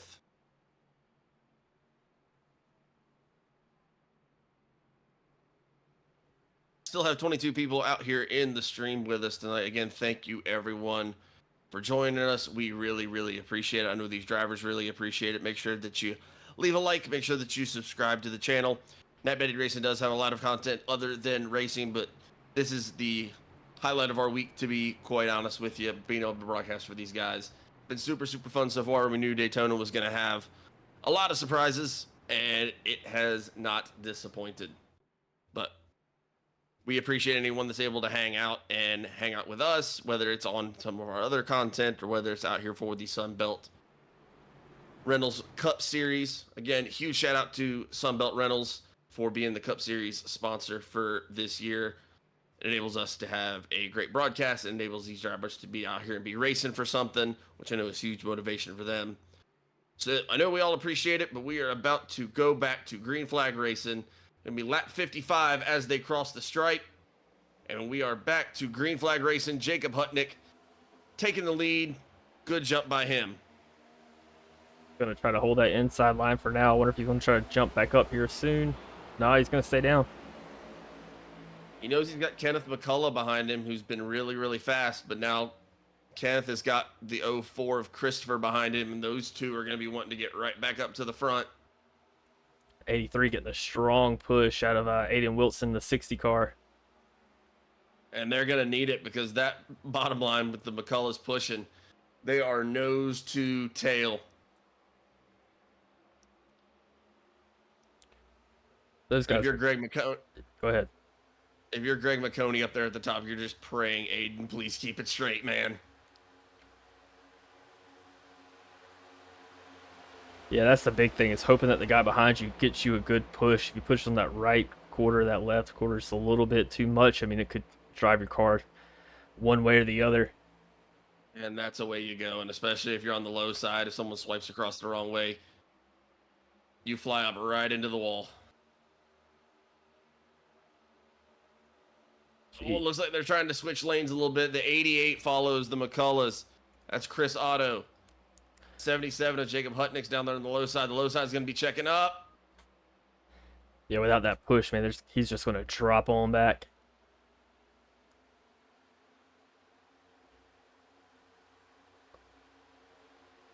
And it looks like Kenneth McCullough and Chris McCullough is going to take the lead back again. Look at the move. Look at the move by Chris Otto.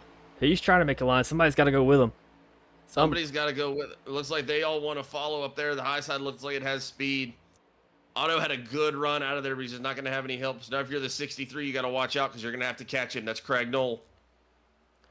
Craig Knoll's going to have to check up just a bit here. Looks like they did a good job there, but there was a big check up there. It looked like the 5 wasn't quite able to get it woed down.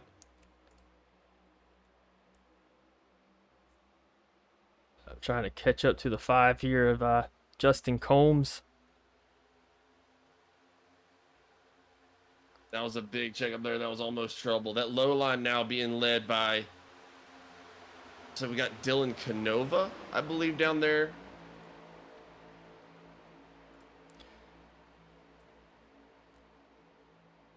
That's going to be Roger Diebold on the low side. Canova's going to be on the top side now. Otto has fallen all the way back right behind Canova. As we are still learning these names for the league, we will get them and we will be able to call them out easily. Give us one more race.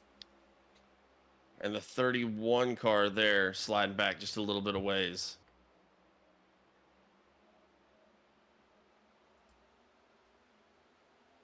These guys at the front just push so well together, though. You can tell they've been racing together for a while.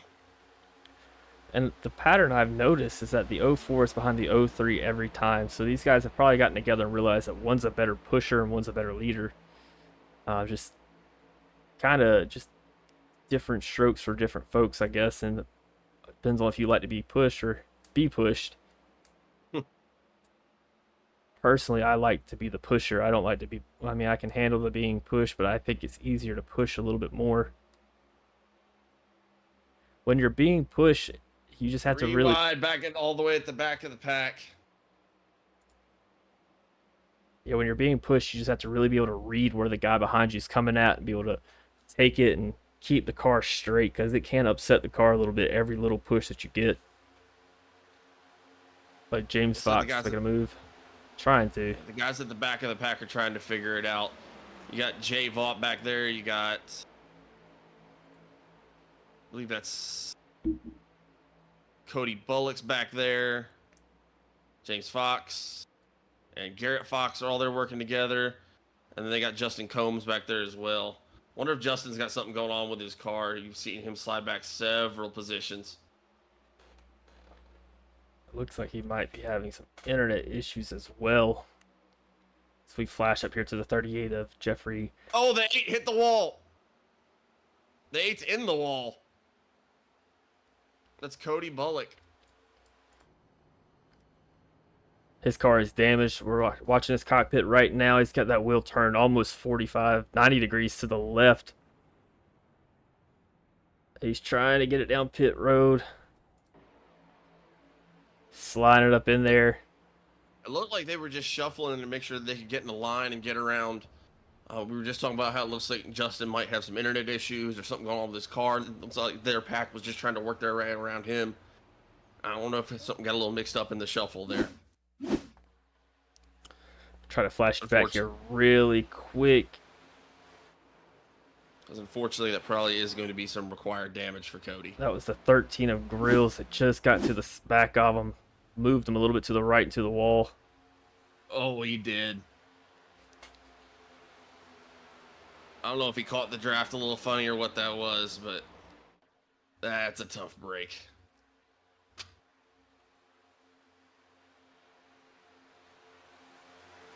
Flashing up here to the front, though, is you got pretty much the same soft second verse that you've seen for a lot of this race. 03 being pushed by the 04 at the lead of a pack, and they're doing that really well. You got James Murrell right behind him in the 27 and Greg McConey. A lot of these guys started up toward the front. Murrell started in 5th, now up in 3rd. Greg McConey started in 10th and is up to 4th. You do have the 77 car of Jacob Hutnick up there, who started in 19th and is up to 5th. And we've talked about Aiden Wilson a couple times tonight being one of our bigger movers. Started in 18th and up to 6th position now.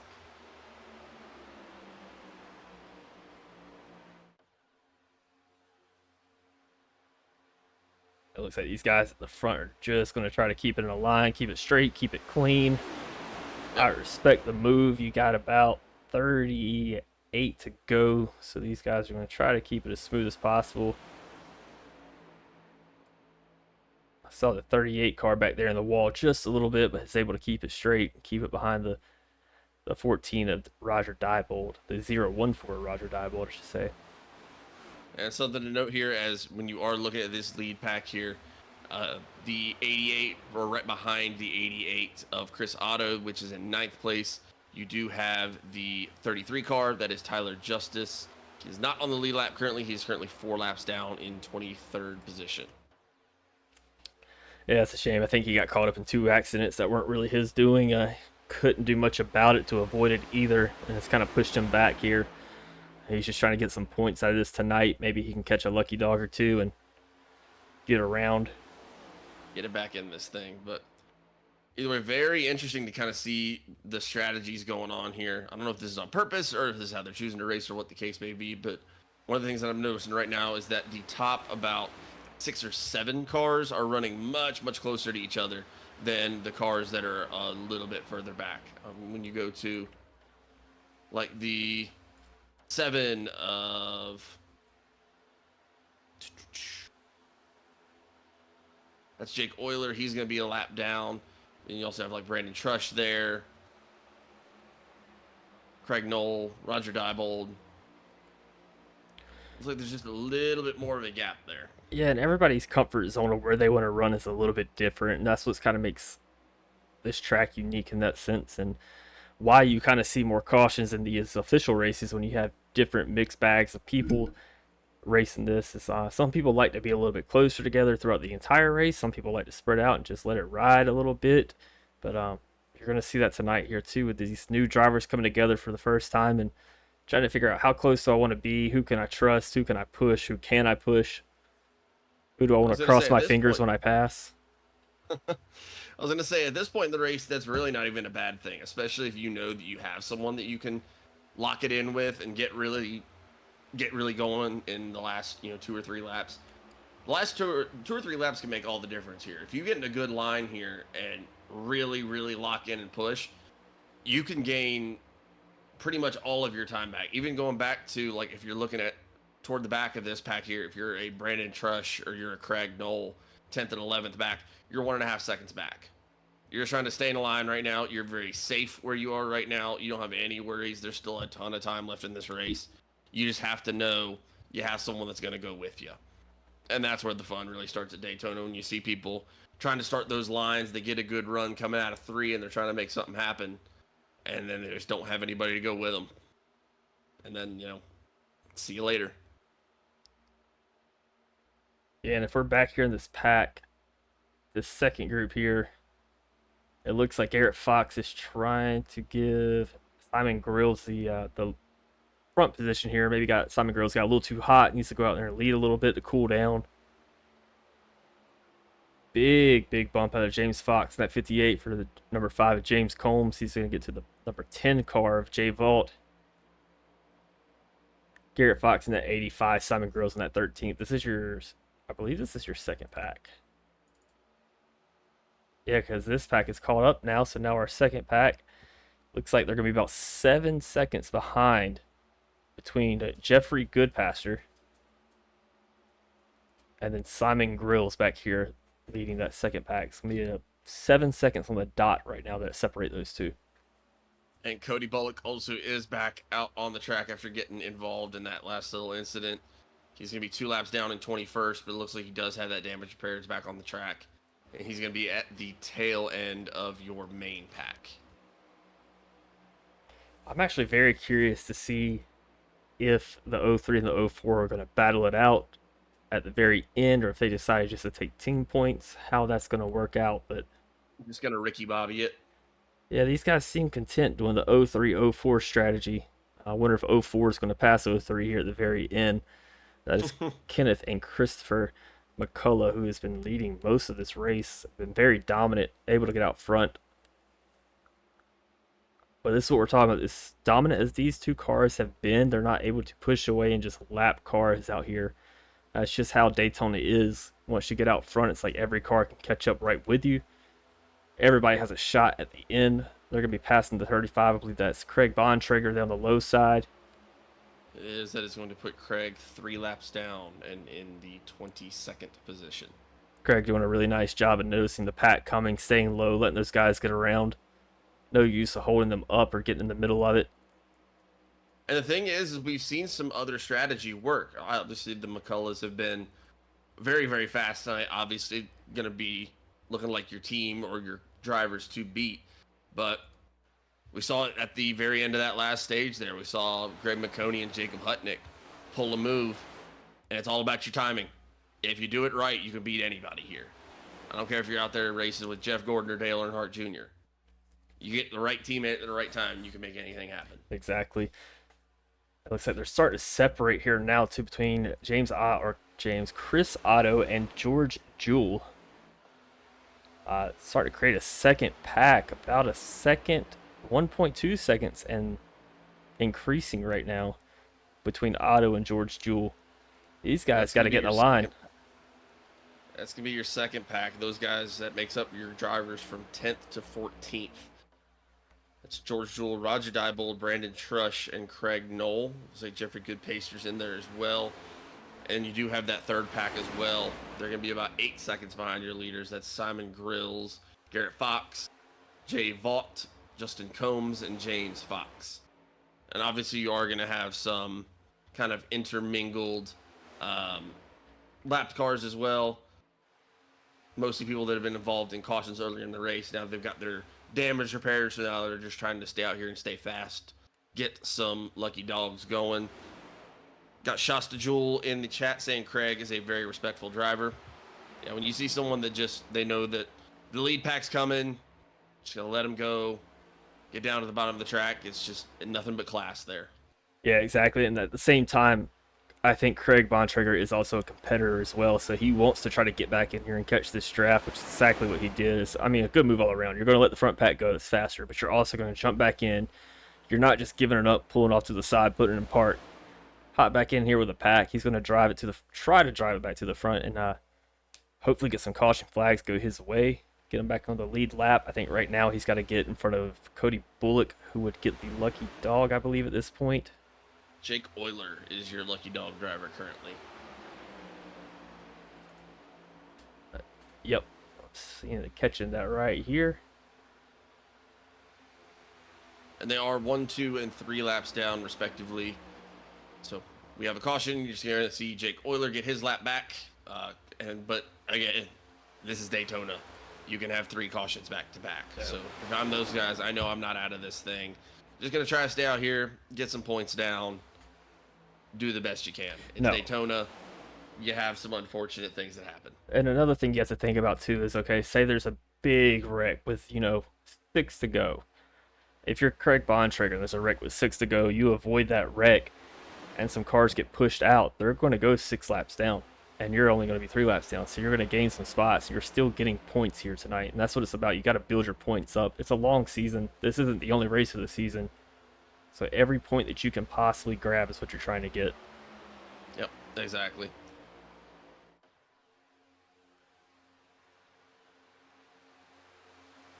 Looks like we have them trying to separate up just a little bit in the front.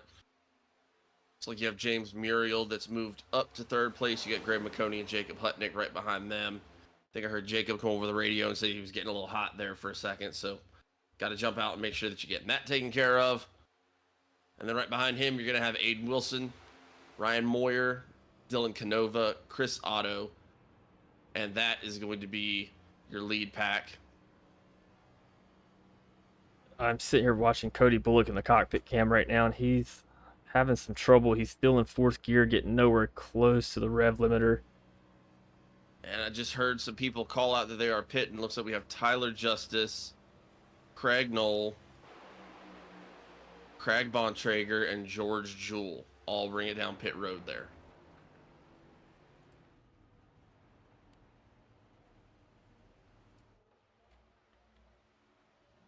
Trying to see if he's going to be working on damage or just taking tires. Definitely filling up on fuel, and Craig Knoll is out of that stall there. George Jewell making his way out as well. Craig Bontrager is going to follow. That's at 33. Tyler Justice right behind him. It's good that these guys get out together. That's a big thing, is timing it up just right. Making sure you have somebody to draft with when you come out here and you're not left out to dry. But I just noticed that was intentional. The rocket pops on the side of that Rogue Energy car. So yeah, we were right on it. That is a great scheme that he's got there.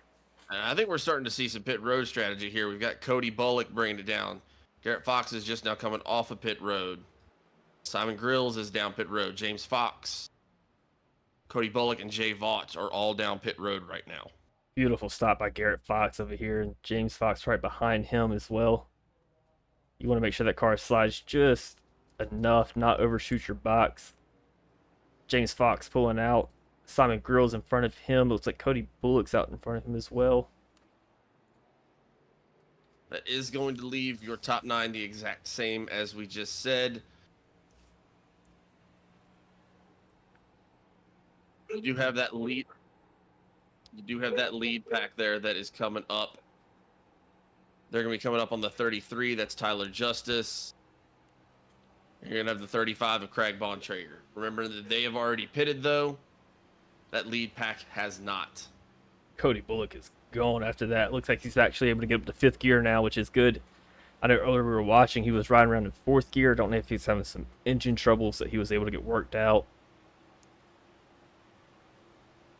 Hopefully he can catch up with this pack and try to make some points up here tonight. Look at that run on the low side. That's those cars, that's the cars we were just talking about that came off of pit road. They're going a lap down, but they're up there still battling. You got to, man. Said anything could happen if that low pack can get in front of those leaders. They can get a lap back. But, I mean, Kenneth McCullough and Chris McCullough just look so dominant.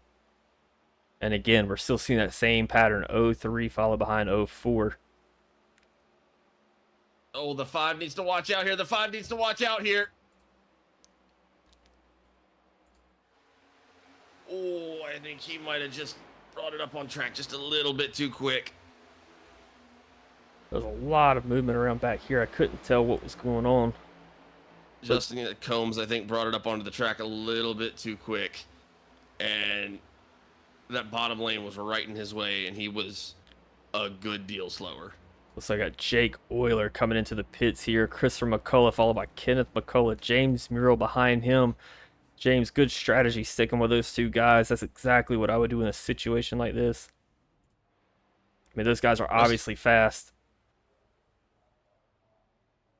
It looks like Christopher McCullough is taking 4 tires here. I wonder if James is on the same thing. Yep.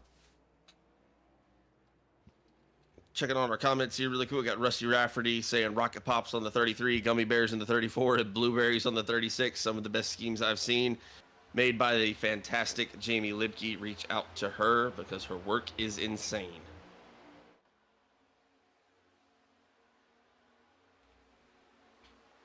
I'm going to try to flash to each one of those because now I've got to see it.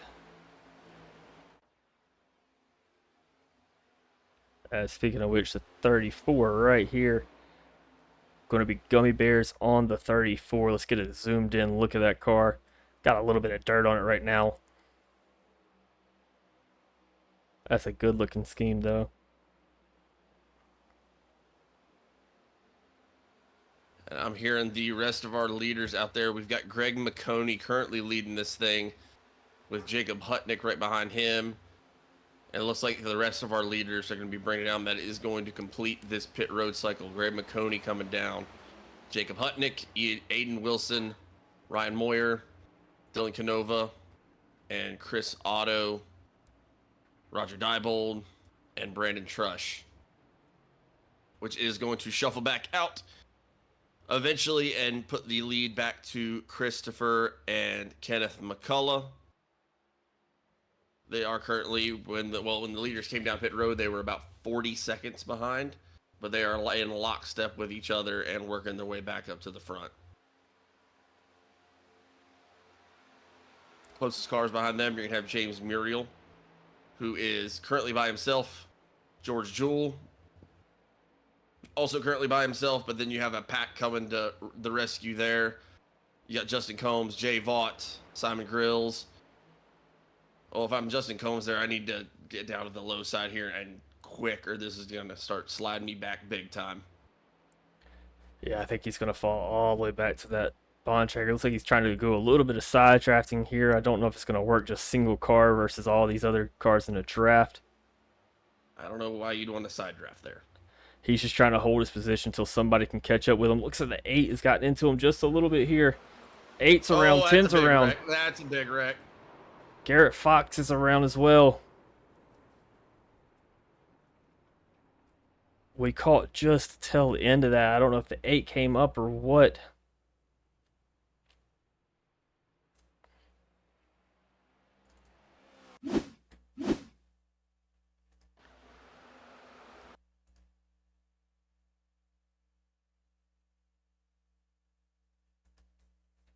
Let's stop it right there and try to go to our chopper. Greg McConey coming over the radio there. Tell us what he said. Let us in. Greg McConey just was upset. I'm about to say, filter it for us. No, he was just upset. I don't think he knew exactly what happened there. I know we're going to try to check it out, but... Trying to get over here to Cody Bullock, who is up here. Cody Bullock's on the low side. Looks like he just kind of drifts up a little bit. I'm not sure if he knew that. I wonder if there was a bump before this, which is what caused him to come up. There was. I don't know if the bump upset his car enough to push him to the high side. He goes high, comes back to the low side, collects the number 10 car. I believe that's Jay Vault. That's Ken Bontrager in the 35. Garrett Fox gets collected. Simon Grills in the wall. 58 of James Fox going down low. I believe Tyler Justice is able to... Oh, he just gets clipped by Bontrager.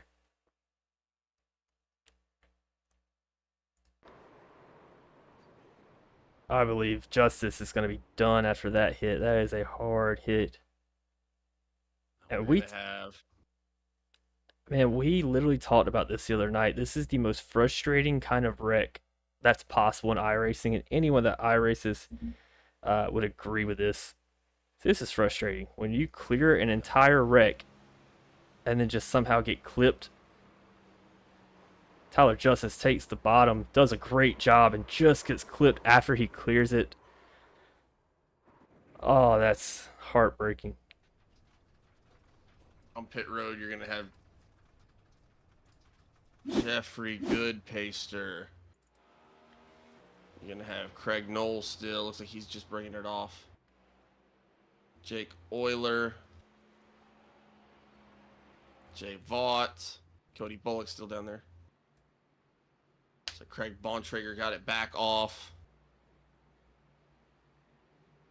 Going over the comments, we do have Shasta Jewell saying you did an awesome job, Jamie. Obviously referred to those paint schemes that we were talking about earlier.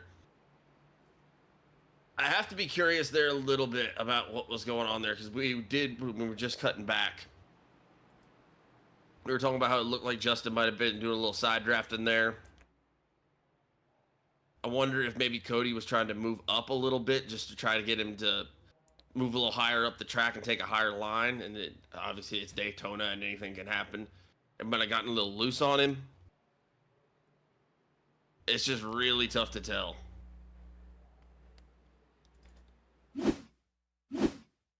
I'm going to try to come back here again. We're going to go inside the cockpit with Cody Bullock just before this accident happened. I wanted to go all the way back to the little bump that he had from behind.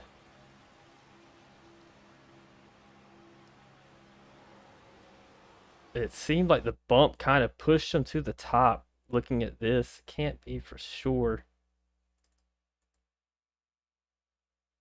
And if anyone thinks this is intentional in any respect, Cody Bullock does not want to wreck his car intentionally. It looks like he gets bumped a little bit from behind, upsets the car a little bit, which makes him drift high. Doesn't realize that Combs is up there kind of trying to make a side draft. And no fault on Combs either. I mean, he's trying to race just as hard as Cody Bullock is. You can see Bullock turning it back left there as he's drifting up. Yeah, I mean, there's not a chance that, I mean, if anybody thinks this is intentional. Like I said, Cody Bullock's not out there saying, like, I want to wreck my car right now. This is it looks like a situation where he just got a little bit, maybe the wrong bump. Maybe just the car got a little loose on him. I know he had some damage earlier, so it's a little bit tougher to drive, not knowing that Combs is up there is close, but... Yeah. And I think we were talking about it again. We talked about Daytona as a chess match.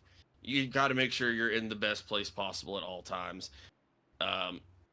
If you're Justin Combs, you're not happy that you are where you are there. That line below you is coming in through with a ton of heat, and you're probably going to get left in the dust there. You don't want to be there. And then if you're Cody, you catch that bad bump, and then wrong place, wrong time. Yeah, and we're flashing over here to the number 35 of Craig Bontrager with that Tiger's Blood, still trying to show off Jamie Libke's paints. Nap Daddy Racing ourselves, our design company primarily, and we just got into broadcasting this year actually, so this is kind of our first year doing this, but always big into designs. This car is off.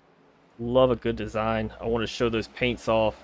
Shout out to Jamie Libke. Love the designs. I think the schemes all together as a team look super cool. Well done all around. Don't know if you have We're back to Green Flag Racing. Yeah, I don't know if you have a channel or a page or anything, Jamie, but feel free to shout in our comments. I do not mind whatsoever.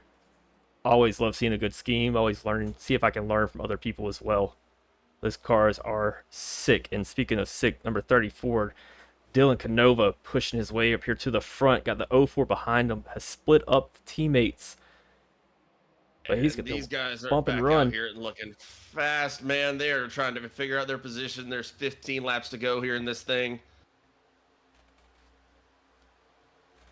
Oh, and then there's another switch up there. The 04 and the 03 go to the top. The teammates are back together. They've got Dylan Canova.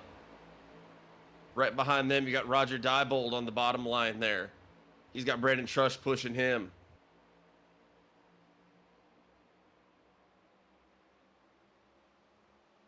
And once again, man, the 04 and 03 this time switched up a little bit. 04's out in front. Dylan Canova's going to give a good old push there. And those guys are dominant. We were talking about it earlier in this race, man. Now's the time. Yeah, you were playing chess. Now you're playing speed chess. Because now everything's going to start going quick. You got to start making decisions. You got to start figuring out who your friends are. And you got to start figuring out when you're going to make your move. I think if I'm me in this car right now, knowing how dominant the 04 and the 03 of the McCulloughs have been, I'm not thinking I'm going to be trying to push for a lead right now. I'm thinking I'm going to save something. I'm going to try to come up with a plan, do something sneaky toward the end there. Big check up on the high side there. 35 and the 36. Teammates working together. Well, you got just a little close. Speaking of 36, that's our last car I was trying to find earlier there.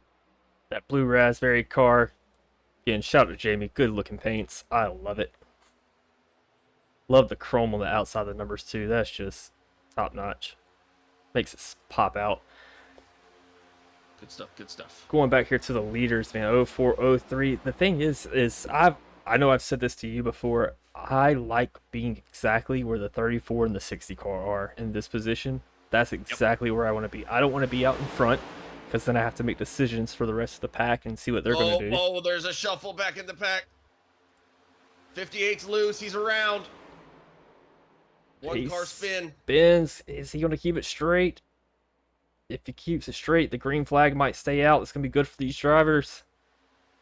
Get off the track, though. There he is. But we are starting to see some movement up at the top of the track, too. We got the 88. He's stuck in the middle. He's trying to get that thing back going. He's got Greg McConey behind him. These guys are trying to figure their way to get back into their lanes and get back going forward. Got Craig Bontrager there as well, trying to fight his way forward. Oh my God, but look at the run down there on the low side. That's sweet. Greg McConey down there in the 83 Red Bull car trying to push through. Follow behind him is Jeffrey Goodpaster. And I hope I'm saying that right. And they've got help if they can get up to it. They've got that 36 car up there, George Jewell. George Jewell going to jump down, going to be the leader of the pack. They've got some momentum down there behind them. They got the 88 there with them as well. What a run. Look at this run. Chris Otto. McConey needs to try to catch that back up to that thing. That line's got some heat right now, man. He needs a 38 to give him a little bit of help so they can get up there. Hey, this is what we're saying, though. You don't want to be in first. You have to make decisions, have to pick a line. You want to be third and fourth, maybe fifth. You're going to be able to get a good run if you time it just right. Hopefully have some people go behind you. But I think 36 coming up here to his teammate, the 34 car. I believe it's Dylan Canova. No, he's getting spun. God. That's McConey who's going to be turned around. He was in that middle lane. You just saw it start closing in on him. I hate to see it. That was so good going on for a second there. Be very curious to see how that thing. I saw McConey go into the middle. I'm not sure that he wanted to be there. I think that might have just been how it ended up. And you saw the line start closing in as they were going into the turn, and you could hear him come over the radio. He went, "Oh no."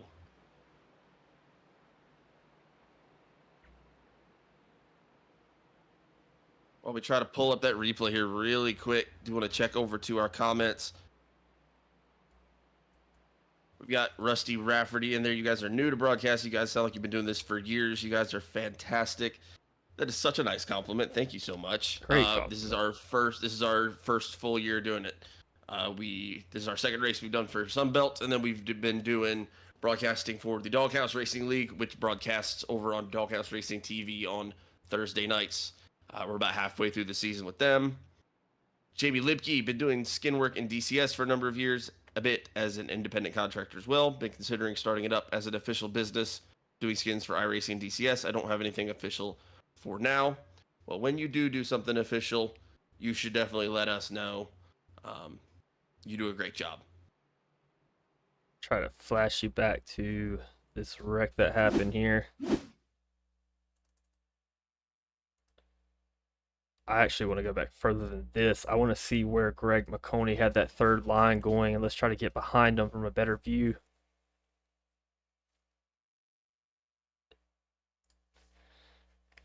Coming from the top side, looking around.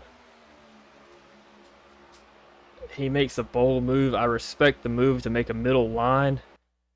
The 36 just comes up a little bit. I don't know if he was trying to set up his turn. Maybe again another incident of a bump from behind that upset the car.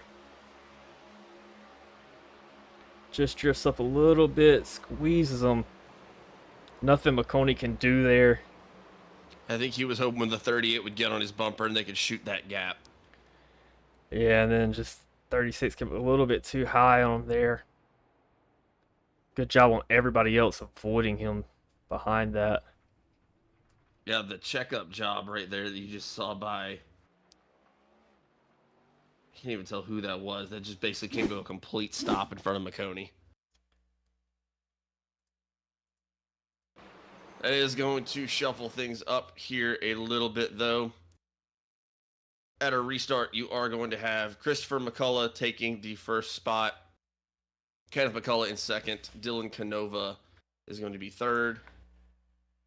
Aiden Wilson fourth. Chris Otto fifth. Justin Combs been fighting his way through this pack, up from 20th to 6th.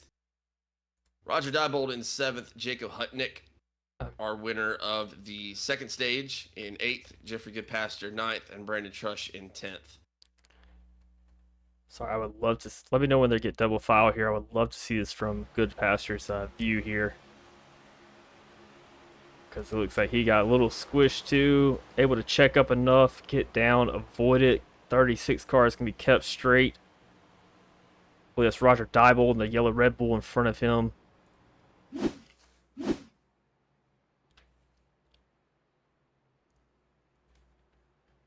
Really worked his way through that pretty well, all things considered. I'm sure he was holding his breath for a solid 8 seconds there, though. Oh, man, when you saw that happening, your butt's not touching the seat. I didn't think I was one of those drivers until I think it was last night at the stream. I kind of noticed it. I looked up in the camera for a second at the stream, and I was like, wow, I make faces when I drive, and I can't imagine the faces he was making there trying to squeeze through that. We are back double file, getting ready to get this thing going. Looks like we do have Jay Vaught just coming off the pit road. He's going to be 2 laps down. Cody Bullock also catching back up, going to be 2 laps down. And then Craig Bontrager and Tyler Justice going to be a couple laps down as well. Looks like McConey was able to keep it on the lead lap, but he's going to be at the end of that line. That's going to be 19th place. All right, 8 laps to go. You got to give me your call. Who do you give me a winner right now? If you're in the comments as well, let us know who you think is going to win this race with 8 to go. This is where everything's going to start getting crazy. Let us know. Who are you picking, Hunter?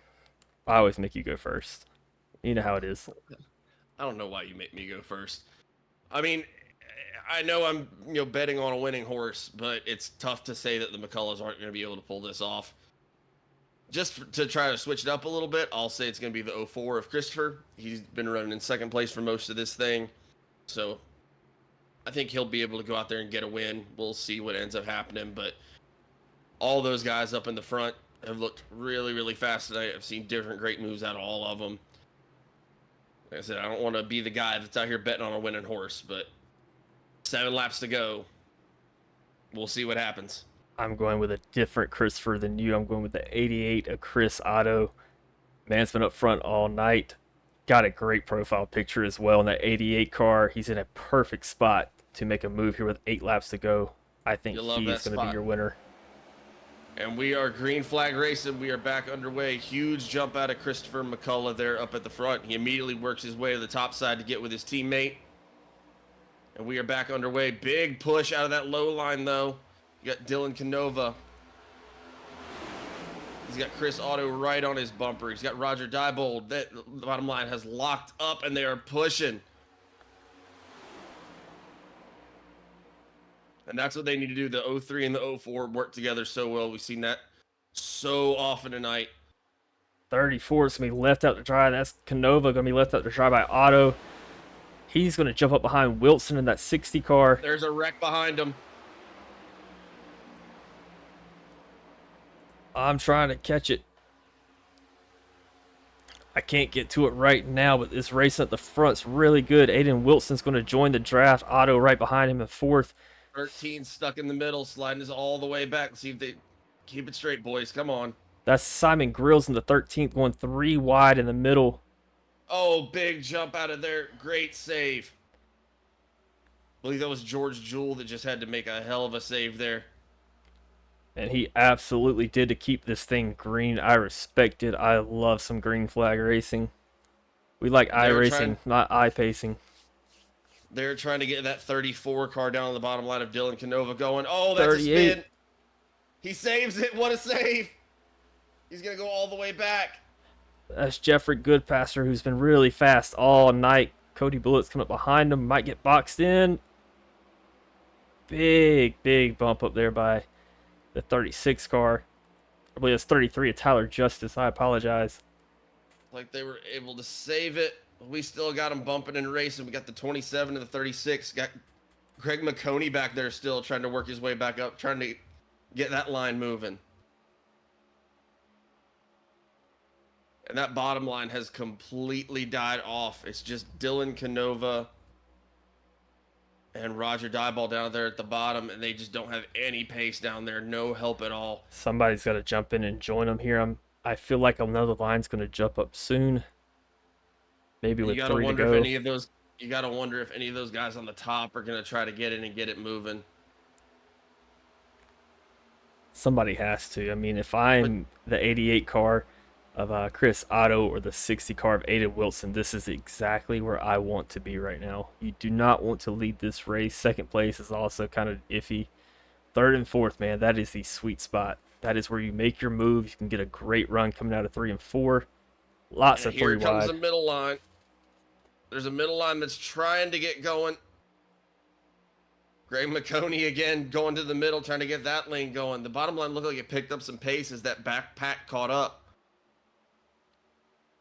Yeah, if I'm Aiden Wilson here, I'm just praying, sending smoke signals, hand signals, anything I can do just to try to make sure that Chris Otto goes with me. Yeah, this is in real life. You're waving out the car, doing everything, tapping on the hood, whatever you have to, or the roof. And there's the big one at the end.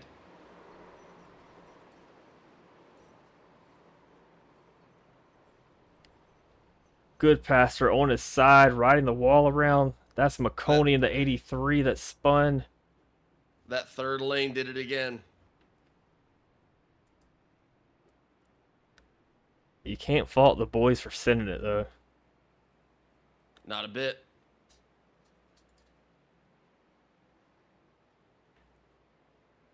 As I try to gather up some replays here, tell us about our sponsors that we have helping out our series. So yeah, again, this is the Sunbelt Rentals Cup Series. Huge shout out to them for being a part of this league.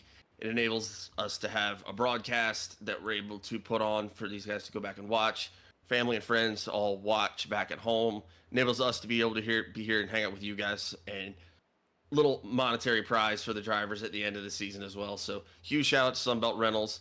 I said earlier, they are all over the country. I've been myself, I've been in the construction industry for the past about 4 years, and anytime I've ever had to interact with Sunbelt Rentals guys, nothing but professionalism, class, people that know what they're talking about, and they're not going to steer you wrong. So anything from your projects that you're trying to work on at home all the way up to the big equipment that you need for these commercial and industrial projects, Sunbelt Rentals are a great team to look towards, and they're the experts in the field. So huge shout out to them for being the sponsors of the series here. And then again, myself and John make up Nap Daddy Racing. Nap Daddy Racing is a design template logo company.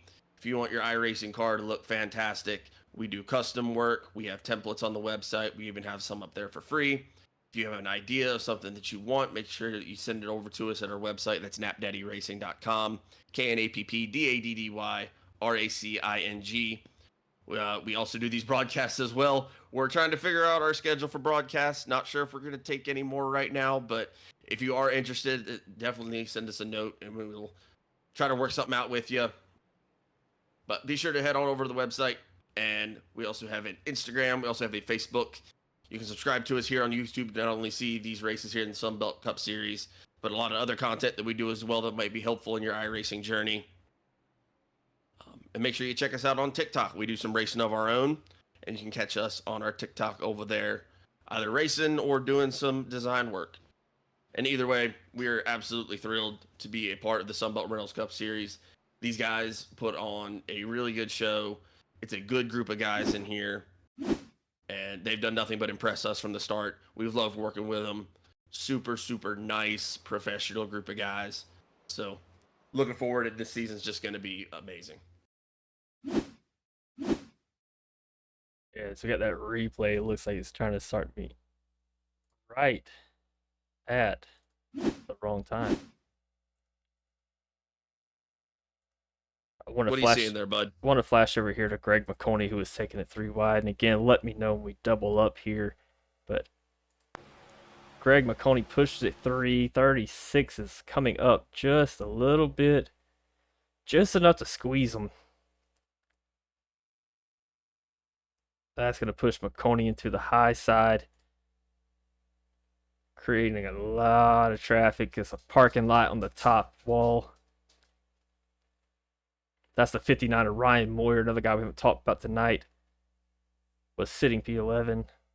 Is sitting P11 still. Ken Bontrager behind him, that 35. The Tiger's Blood car. Got Kenny here in the chat. How's it going? Kenny, it is Almost going, to the end of Daytona. Let's rewind this We are one more under time. a green-white checker here. We're getting them stacked back up and get this thing finished up. I do want to flash over to Good Pastor and also see what he's seeing from a far chase view. I know he had to hit the brakes a lot here. Hold it up, hold it up. Good move by Good. That's tier 1 move right there. I mean, if we had to give a grade for wreck avoidance, that is an A++.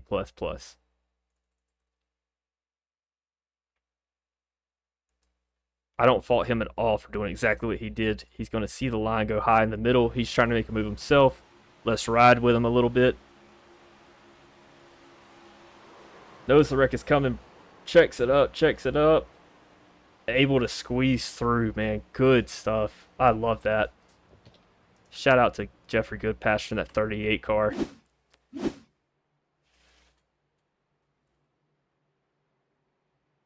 Going back here to the front, watching these guys double up. The 04 is out front. That's Christopher McCullough, followed by the 03 of Kenneth McCullough. Christopher McCullough's bio says, "You're a bad teammate tonight." He has been the best teammate for 03. We are getting ready to get him back going again here. We're going to have to change that bio after tonight because he has been a fantastic teammate. He has been pushing. Now, here's the deal. If we're the 60 car, we got to start thinking strategy here, as well as Chris Otto in that 88 in 4th place. You know you're in a good spot. Every restart, these guys, whoever's on the top line for that McCullough race team, has let the leader jump in front of them. So expect to see that here tonight again.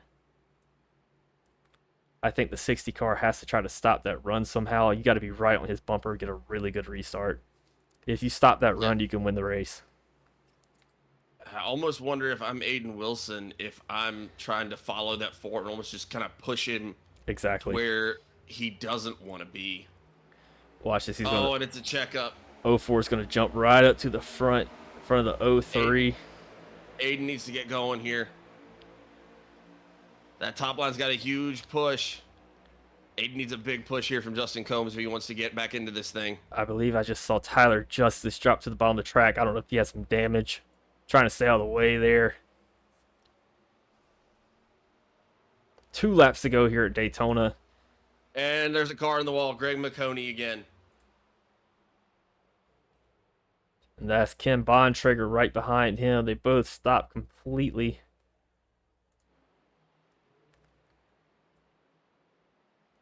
I think this will bring out the green-white checkered. I mean, I know it will bring out the green-white checkered. I think this will be our second try at it.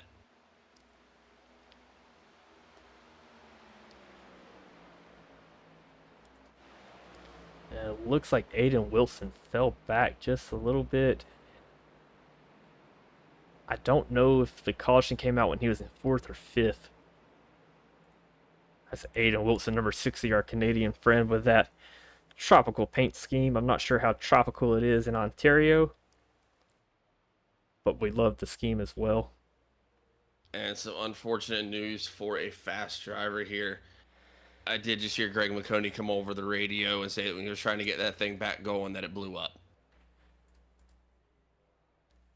Yeah, it looks like he's taking some damage. Let's try to look around the car to see what we can see. So we look at the right front. Looks like that tire's popped out just a little bit. That's not the way we want that tire to go. Oh, I'm not talking about the tire popping. I'm talking about the motor. But yeah, I don't think the car will run either. But if the wheels underneath it won't run, I know the wheel on top of it. or the engine on top of it's going to have some trouble. That's unfortunate for Greg McConey. Again, we mentioned McConey. McConey is not a sponsor of the league, but Greg McConey, if you're listening to this, tap on your brother's shoulder. Try to get him in here. As a fellow iRacer myself, I love McConey setups. I think they're amazing. I actually use a lot of McConey setups myself. But that just sucks for him. I mean, I hate it. Coming down to the very end here, he's had a fast car all night, caught up in the past 2 incidents. We're going to try fought his way back from a couple incidents. That's tough. Let's go back to this replay here. Get you a better view. And while he is pulling up that replay, just so everyone knows, Oh, we have 15 cars on the lead lap currently. Craig Bontrager. I mean, he is our unlucky dog of the night. He's got to be. This is not Craig at all. And it's not even our guy McConey over here, the 83 car. This is just the engine blows up in McConey's car. There's nothing that Craig can do behind him. We'll go to the cockpit view, and I think you'll be able to hear it and see it. I think Greg might have said that he money shifted. Oh no, you can hear that thing blow up 100%. Let's go back just a little bit. So we're riding along here in the cockpit with Craig McConey. You'll hear this thing blow up here in just a second. Never leaves 4th gear. Yeah, you can see the RPMs just dip down. I have Kenny Grant in the chat saying, have enough cautions or what? We've had a couple. And then I have a user that does not have a username on here, but just says, well, that sucked. Yeah, that sucks if you're both McConey and Bontrager. I know Bontrager ran some bad luck last week, but he was still fast at the very end, catching up to the front.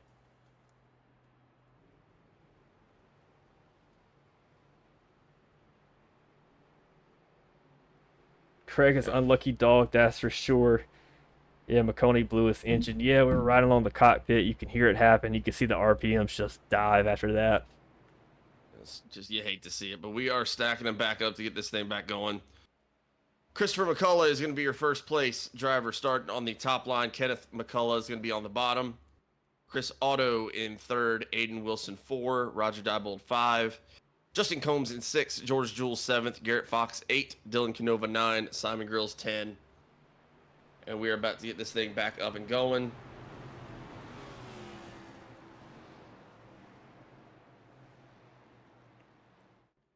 Which one did you pick again? Was that the 03 or the 04? I picked the 04. It's a good pick. Again, folks in the chat, make sure you write Hunter's pick down. He will change it at the very end. I don't know why you keep saying I'm just joking. I'm joking. But he kind of will, though. Got to watch out for this guy.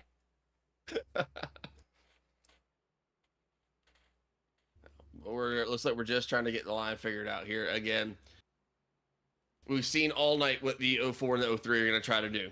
If I had to take a guess, you're going to have the 04 try to get a huge jump, and he's going to try to pull up on top of Kenneth McCullough and get them going. So I'm the 88. I'm Chris Otto.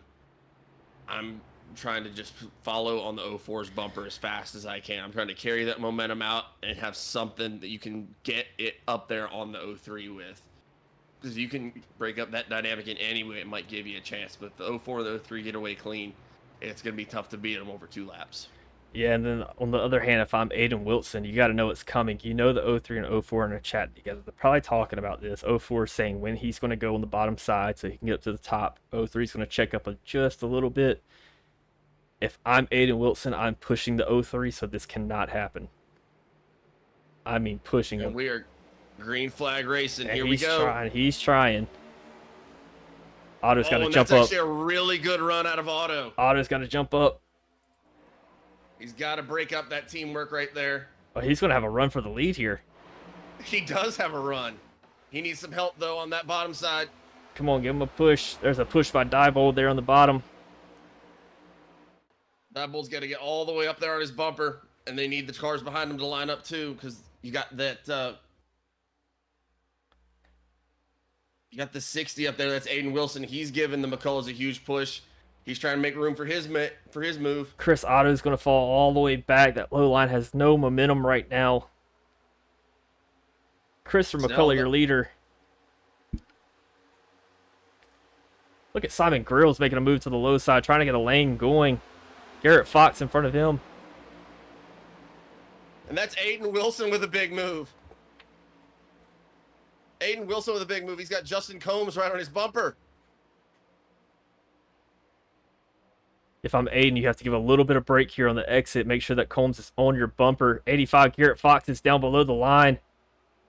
Good push. Combs is giving a good push. Pushing. Oh, they're wrecking behind him. 03 McCullough's around. Everyone has wrecked. Aiden's trying to hold off Combs here. They're going to let the green flag go.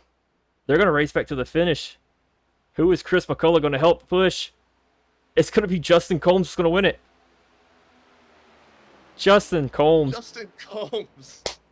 What a run.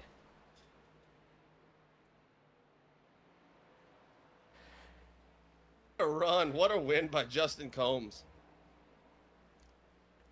What a run. A huge push out of Justin Combs. Gets Aiden Wilson.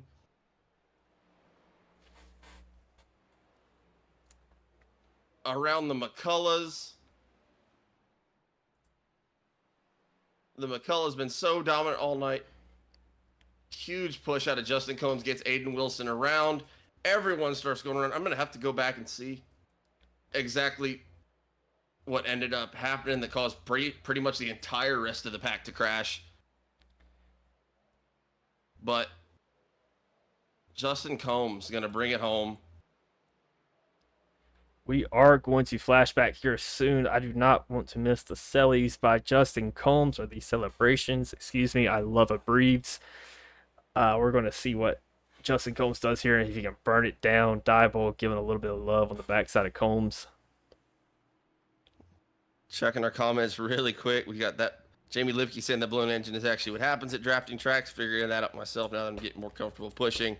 It absolutely is. And then Christopher Powell saying, let's go number 5. Showing some love for Justin Combs. Oh, Combs, burn it down, brother. We want a show.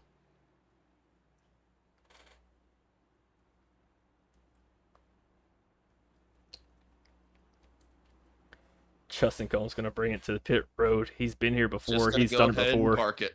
Yeah, he's done it before. No big deal. Just one Daytona.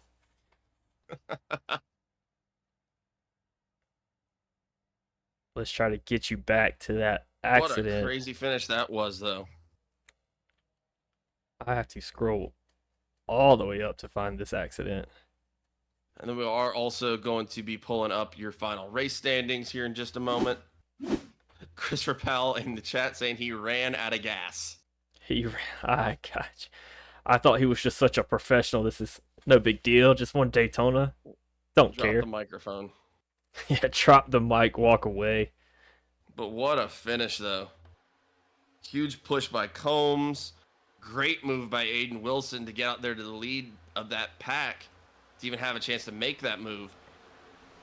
And they had so much momentum. I see the 35 of Bontrager again. This man cannot catch a break. I'm going to buy this man a rabbit foot and send it to him. And then pretty much everybody else. Let's try to flash over into his cockpit view and see what we can see here. Kenneth McCullough Jr. doing fine. Gets hit from the side out of nowhere. It's never a good view when you're watching other cars come towards you. It is not.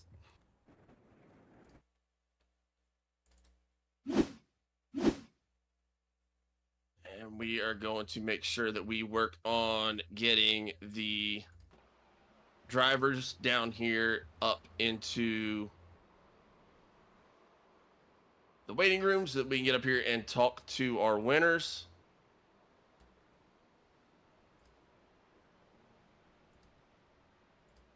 I just saw. Jacob.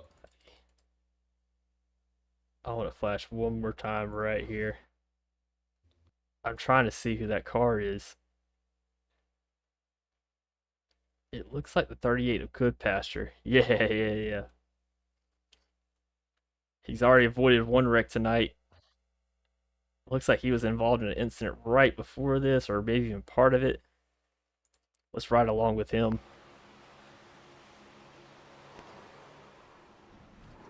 Gets turned, runs through the grass. What a move. Keeps it straight. What a move. This is 2 wrecks that he has done a fantastic job getting out of tonight. Drives it through. John Deere's it around. Drift racing, baby. Yeah, make sure he cuts that thing on 2.5 inches. Throw out some Scott's fertilizer, you know. That is 2 wrecks that he's avoided just beautifully. We can't pass it up and not give that some recognition. Excellent job by him. Again, your winner tonight going to be Justin Combs, bringing it home in first place. Second place is going to go to Aiden Wilson, who did a tremendous job of there getting to that bottom lane to even be in a chance to take that home. You got the 04 of Christopher McCullough bringing it home in third. Simon Grills is going to be your fourth place driver. James Muriel in fifth. Roger Diebold in sixth. Jacob Hutnick in seventh. Jeffrey Goodpasture in eighth. Jake Euler is ninth. Chris Otto in 10th. George Jewell 11. Kenneth McCullough ran so well with the 04 tonight due to that accident there on the last lap back in 12th. James Fox 13. Ryan Moyer 14. And Garrett Fox in 15th. And that is going to be your top 15 here, and also all of your lead lap drivers for tonight.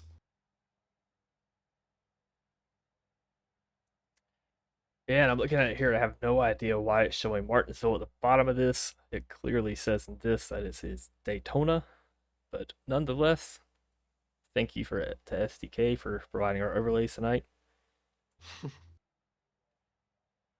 Man, what a run though! That was actually incredible at the end. Really thought the McCulloughs had it in the bag. I thought Chris Otto had a good shot at winning it. He kind of fell back in that bottom pack, didn't catch the momentum. Aiden Wilson coming through, just showing his dominance and pushing Justin McCombs. Well, he was actually getting pushed to a win. Justin Combs making the move at the very last second to take the lead. Yep. Exactly what you're supposed to do at Daytona. I mean, he had it planned out to a T.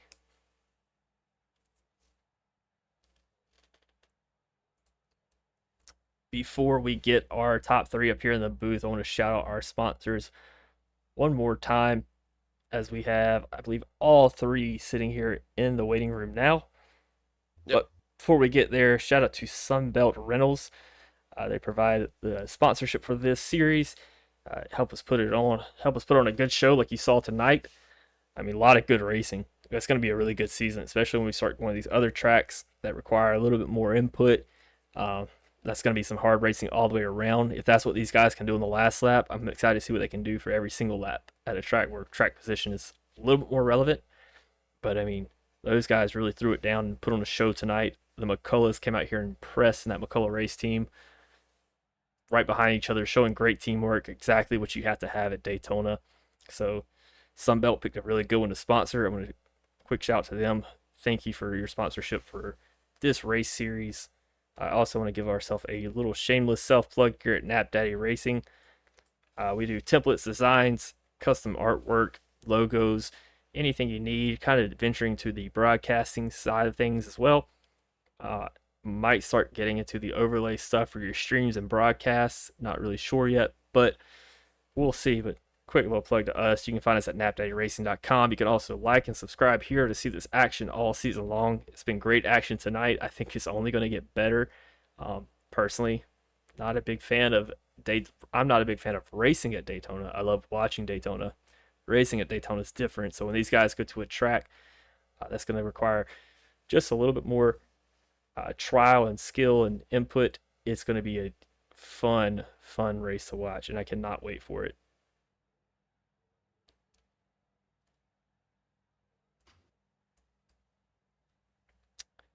With that said, I am going to pull up our third place finisher of Christopher McCullough. Third. Third place. Chris, you got us in the booth? I gotcha. What's up, man? How you doing? Doing well. Doing well. I came through unscathed there at the end, so not too bad. Yeah, we were watching you all night. You in that '03 car, Kenneth. And before I go any further, make sure I'm pronouncing your last name right. Is it McCullough? Yep, exactly right. Perfect. Sorry, I want to make sure I don't get that wrong and keep repeating it on stream. Um, but you guys are pushing each other good. It seemed like it was always '04 pushing '03 all night. At the end, there was kind of a switch up. What was your strategy on the restart? We saw you guys kind of, the high side would drop a little bit and the low side would pull in front and take that high side. Did you have a strategy you practiced here tonight? Yeah, the strategy was not to tell each other when we were going. Whoever was leader, we kind of like jumped it on the other person. Through trial and error, we found like trying to manipulate the restart usually doesn't work too well. So we just try to get hooked up and get to the top because the side draft is so strong in these cars.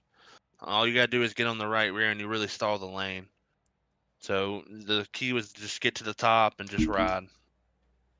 Yeah, that's interesting you said because we were talking about that earlier tonight. It seemed like a lot of the turns you guys were kind of dropping down almost in synchrony as a team and kind of pulling off a little bit of side draft allowed you to get around the traffic, stick on that high side and make a run. Is that something you guys practiced? Yeah, we do a lot of super speedway racing. Like we do a lot. Like we race in probably with the best super speedway drivers every week, multiple times a week. So it's just kind of our craft. Looking forward to getting this running some other tracks and running this season. But yeah, super speedways is definitely where we have a lot of time invested. But going to next week is at Las Vegas. Not really a super speedway, but a track that you can kind of sort of mat it most of the way around, give or take a little bit on the corners to save some tire. How do you guys think you'll fare out there? Pretty confident. Yeah, pretty confident. So just figure out have top 10 speed. That's really all I can ask for this early in the season. But we'll just have to see. Like I said, I don't know anybody in here, but from what I can tell, everybody can hold a pretty decent line. So I'm looking forward to the rest of the season. That's for sure. Yeah, we're looking forward to it as well. You guys were super dominant tonight. I believe Hunter had you guys picked to win this race. I think he had actually you to win tonight. Is that correct, Hunter? That is correct. Yeah, he had the '04 was his winner of tonight. Coming up third place though, just caught up in a little bit of traffic there. Man, you had the car to do it. I believe it's gonna be you or '03 to do it tonight. The way you guys are running, good teamwork. You got any sponsors or shout outs you want to give before we let you go? Yeah, I got to thank my team, McCullum Motorsports. I got to thank all these drivers. It's always nice to come into a new league and have some good, clean racing. I'm looking forward to getting to know everybody and having some good, hard racing. And thank you guys for broadcasting. I'll have something to watch tomorrow. And I just want to thank the league and Cody for everything they're doing. And I'm looking forward to the rest of the season. Yes, sir. Well, good luck to you for the rest of the season. We are looking forward to it. Thank you. All right, take care, man. Great job. That's going to be your third place finisher of Chris McCullough. That '04 car was strong all night. We saw '03 and '04 with '04 pushing a lot tonight. Christopher McCullough, Kenneth McCullough in the front. Unfortunately, some accidents at the end got him held back a little bit. But these guys, like he says, this is their bread and butter, is the super speedway. They definitely showed it here tonight. I would not disagree with those two guys at all. They were dominant.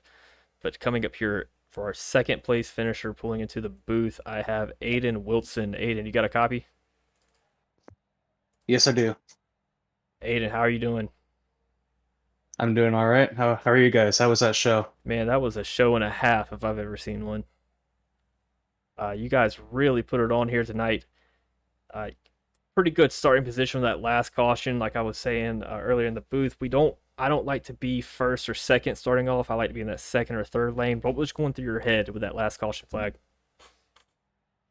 Well, I wanted to be on that top side for sure, behind the '03 and the '04, because that's the line they were really pulling away with. I figured if we could get them broken up, then we might have a good shot at it.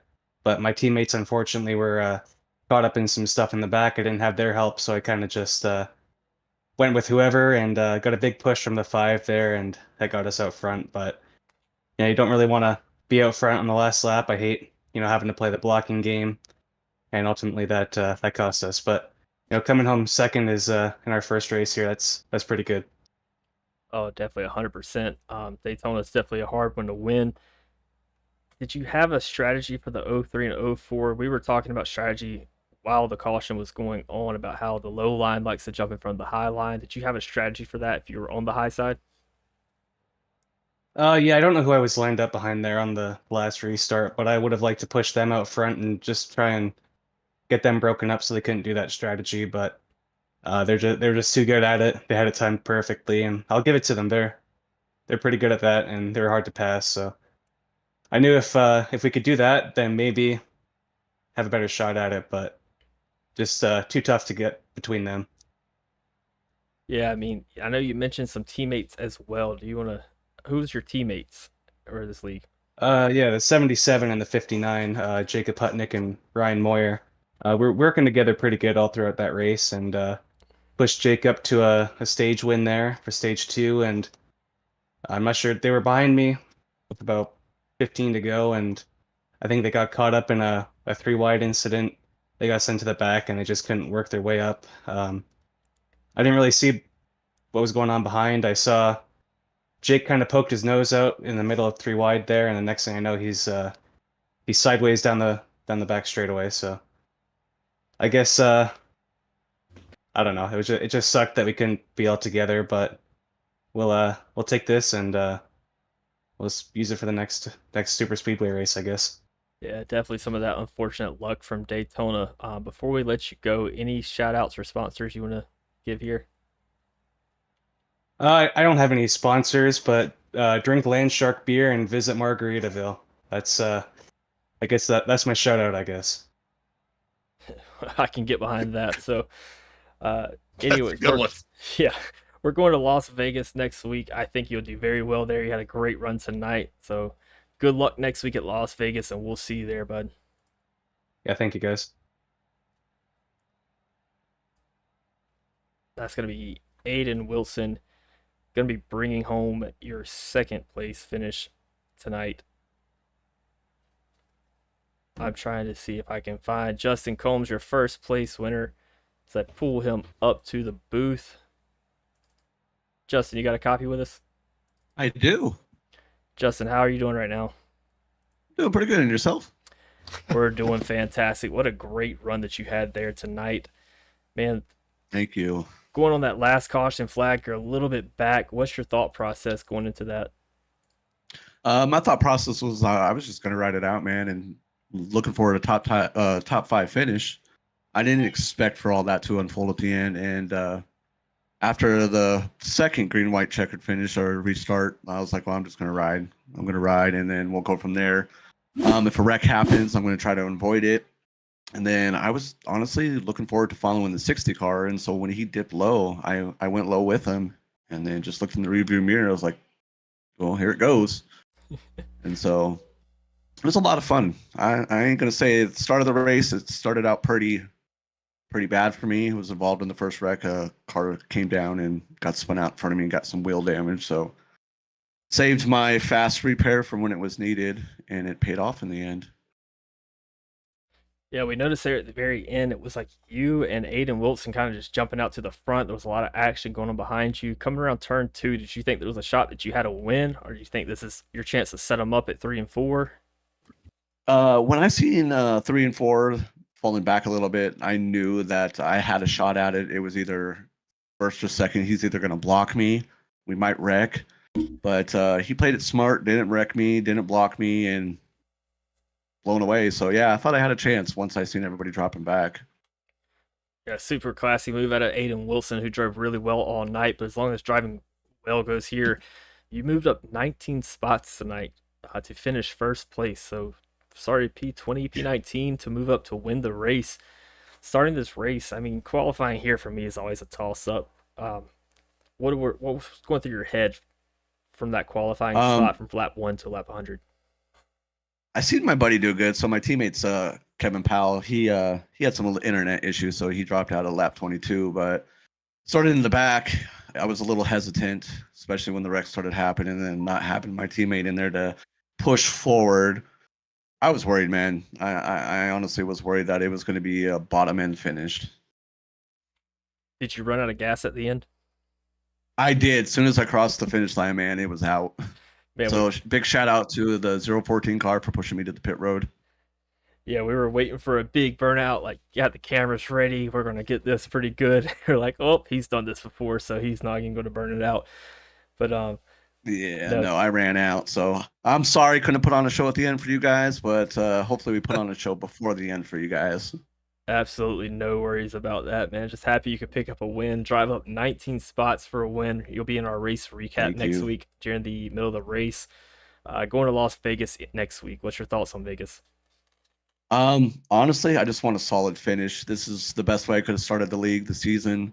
I'm gonna go out and practice and work on Las Vegas with my teammate Kevin, and hopefully we can put on a good show for them. Those Aiden and his teammate were really strong today, so a huge shout out to them. Props for them being able to do what they did today, and I'm surprised they didn't win. So I'm looking forward to Vegas next week. Looking forward to practicing and just running with everybody again. Yes, sir. Well, before I let you go, any shout outs you want to give or any sponsors you want to give here? Shout out to the sponsor, Sunset Racing. It was a sponsor that I grew up with my dad. And then shout out to my boys, Chris Powell, Jacob Longsign, and then my teammate, Kevin Powell. So huge shout out to those guys. They're a huge push on me doing this. So thank you guys. Yes, sir. Well, good luck to you next week. Congratulations on the win. And I can't wait to see what you got for the rest of the season. All right. Thank you guys. You guys have a good day. You too. Take care, man. Bye.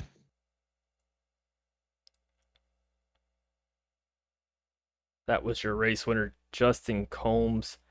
Before we finish it off here tonight, we're going to bring up one more interviewer. This is going to be Cody Bullock. Cody, you got a copy with us? Yep. Cody, how do you feel about the first race in the first points race in the Sunbelt Rentals League? How are you feeling after that one? I think it went really well, actually. I mean, there was a little bit more cautions than we probably wanted. But for the most part, it was pretty good. Just getting used to racing with everybody and everybody getting used to each other. But yeah, for the most part, it went really well. Pretty good driver turnout, and a couple people weren't here tonight. We got some people that didn't quite make it, so we'll have more drivers for Vegas, hopefully.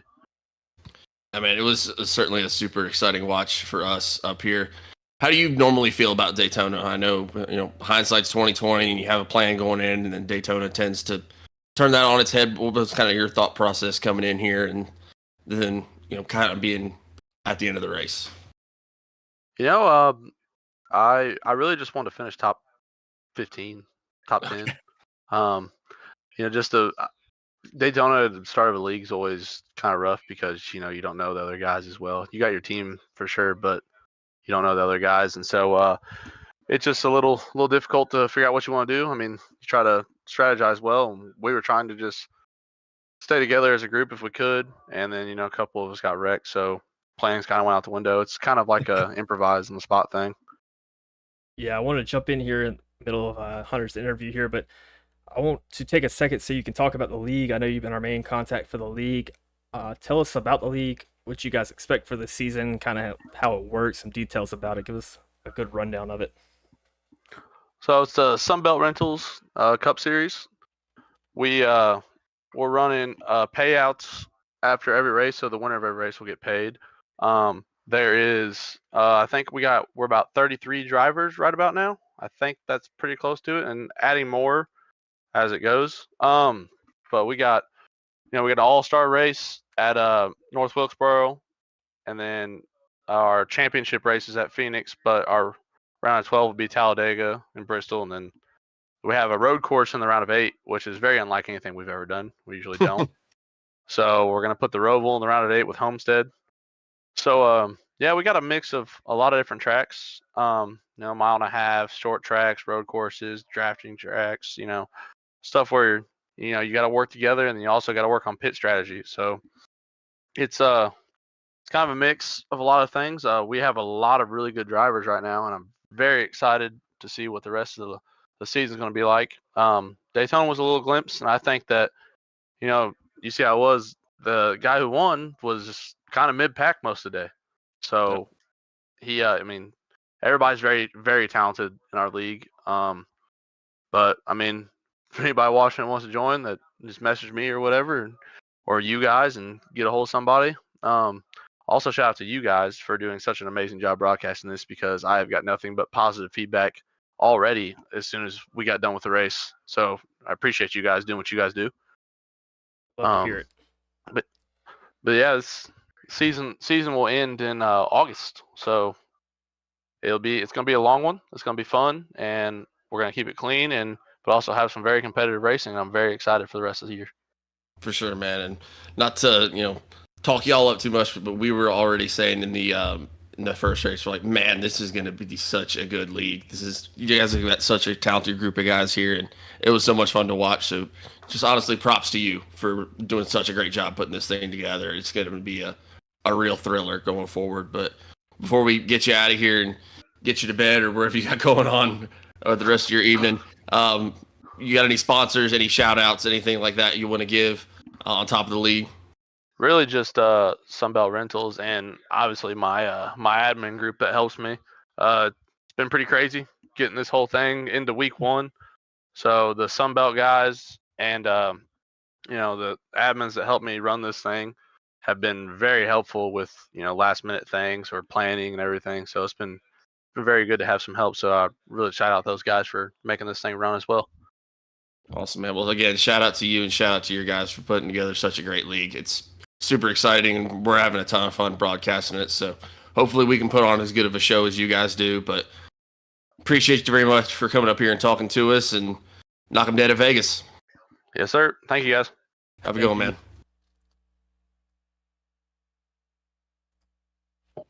That's going to be Cody Bullock. He's going to be finishing P17 tonight. Not the run that Cody was looking to have. Pretty great finish last week, and just good run. Cody was fast, very strategic. You can tell this guy knows what he's doing when he's racing and trying to time it up, but I think he just got a little bit unlucky tonight, along with some other people like Craig Bontrager we talked about earlier. Got some super unlucky circumstances. Kenneth McCullough fast all night in that 03 car, but in the end just caught some of that Daytona luck. You got to take what you can.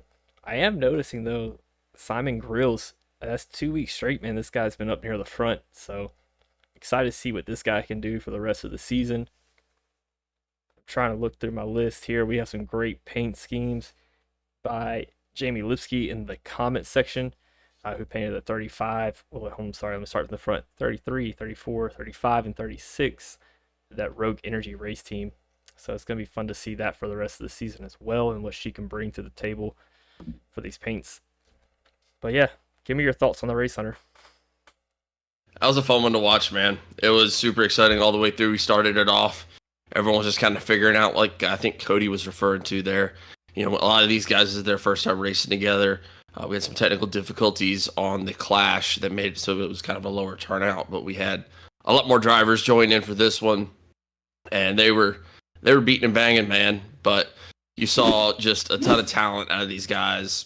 Everyone doing the best they could. Daytona's going to bite everybody, and she shows no mercy. And so, unfortunately, there at the end, especially, we saw some of the really fast guys end up getting knocked out. But then you also just saw where, as long as you keep it safe, you can keep it going. And Justin Combs was fighting his way through the entire day, involved in some of the trouble.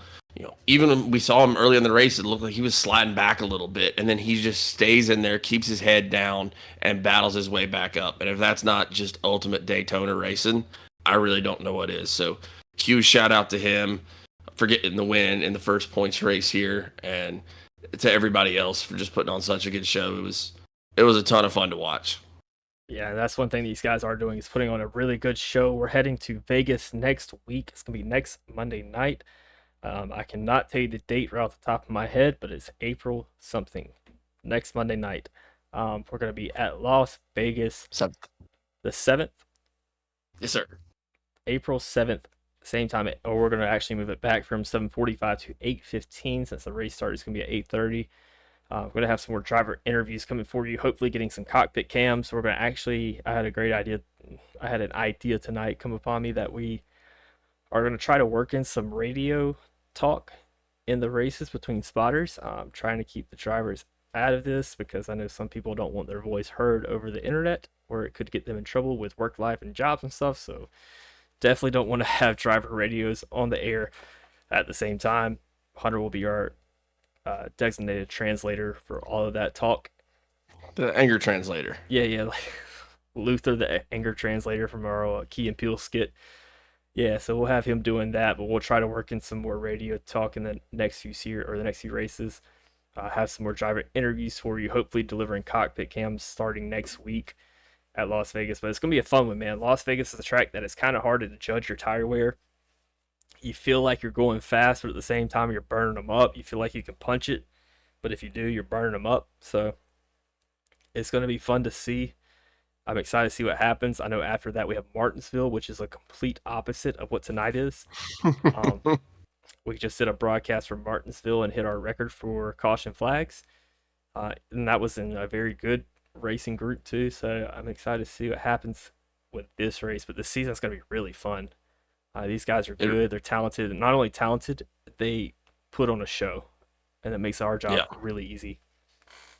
Thank God. They make it easy for us. And the rest of the season is definitely going to be really, really fun. Again, just huge shout out to Sunbelt Rentals for being the series sponsor for the league, making it able so we can put this thing on, that we can have a broadcast, we can get these guys payouts each race, which is awesome, and ultimately able to put on a good show. So huge shout out to Sunbelt Rentals.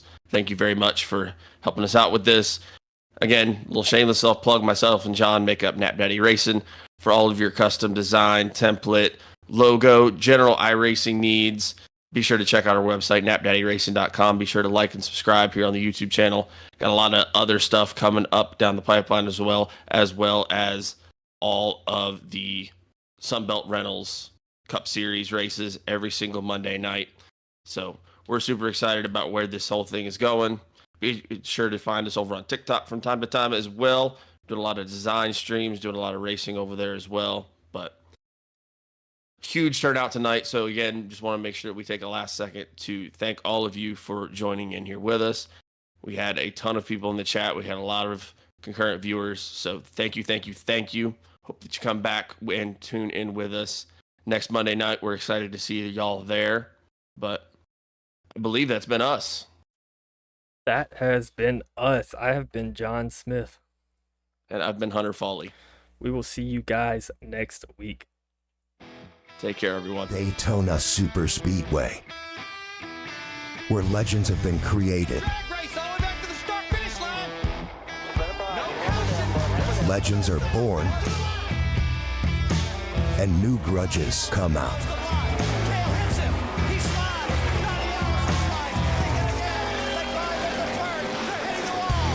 Who will make friends? Who will make enemies? And who will take home a podium finish?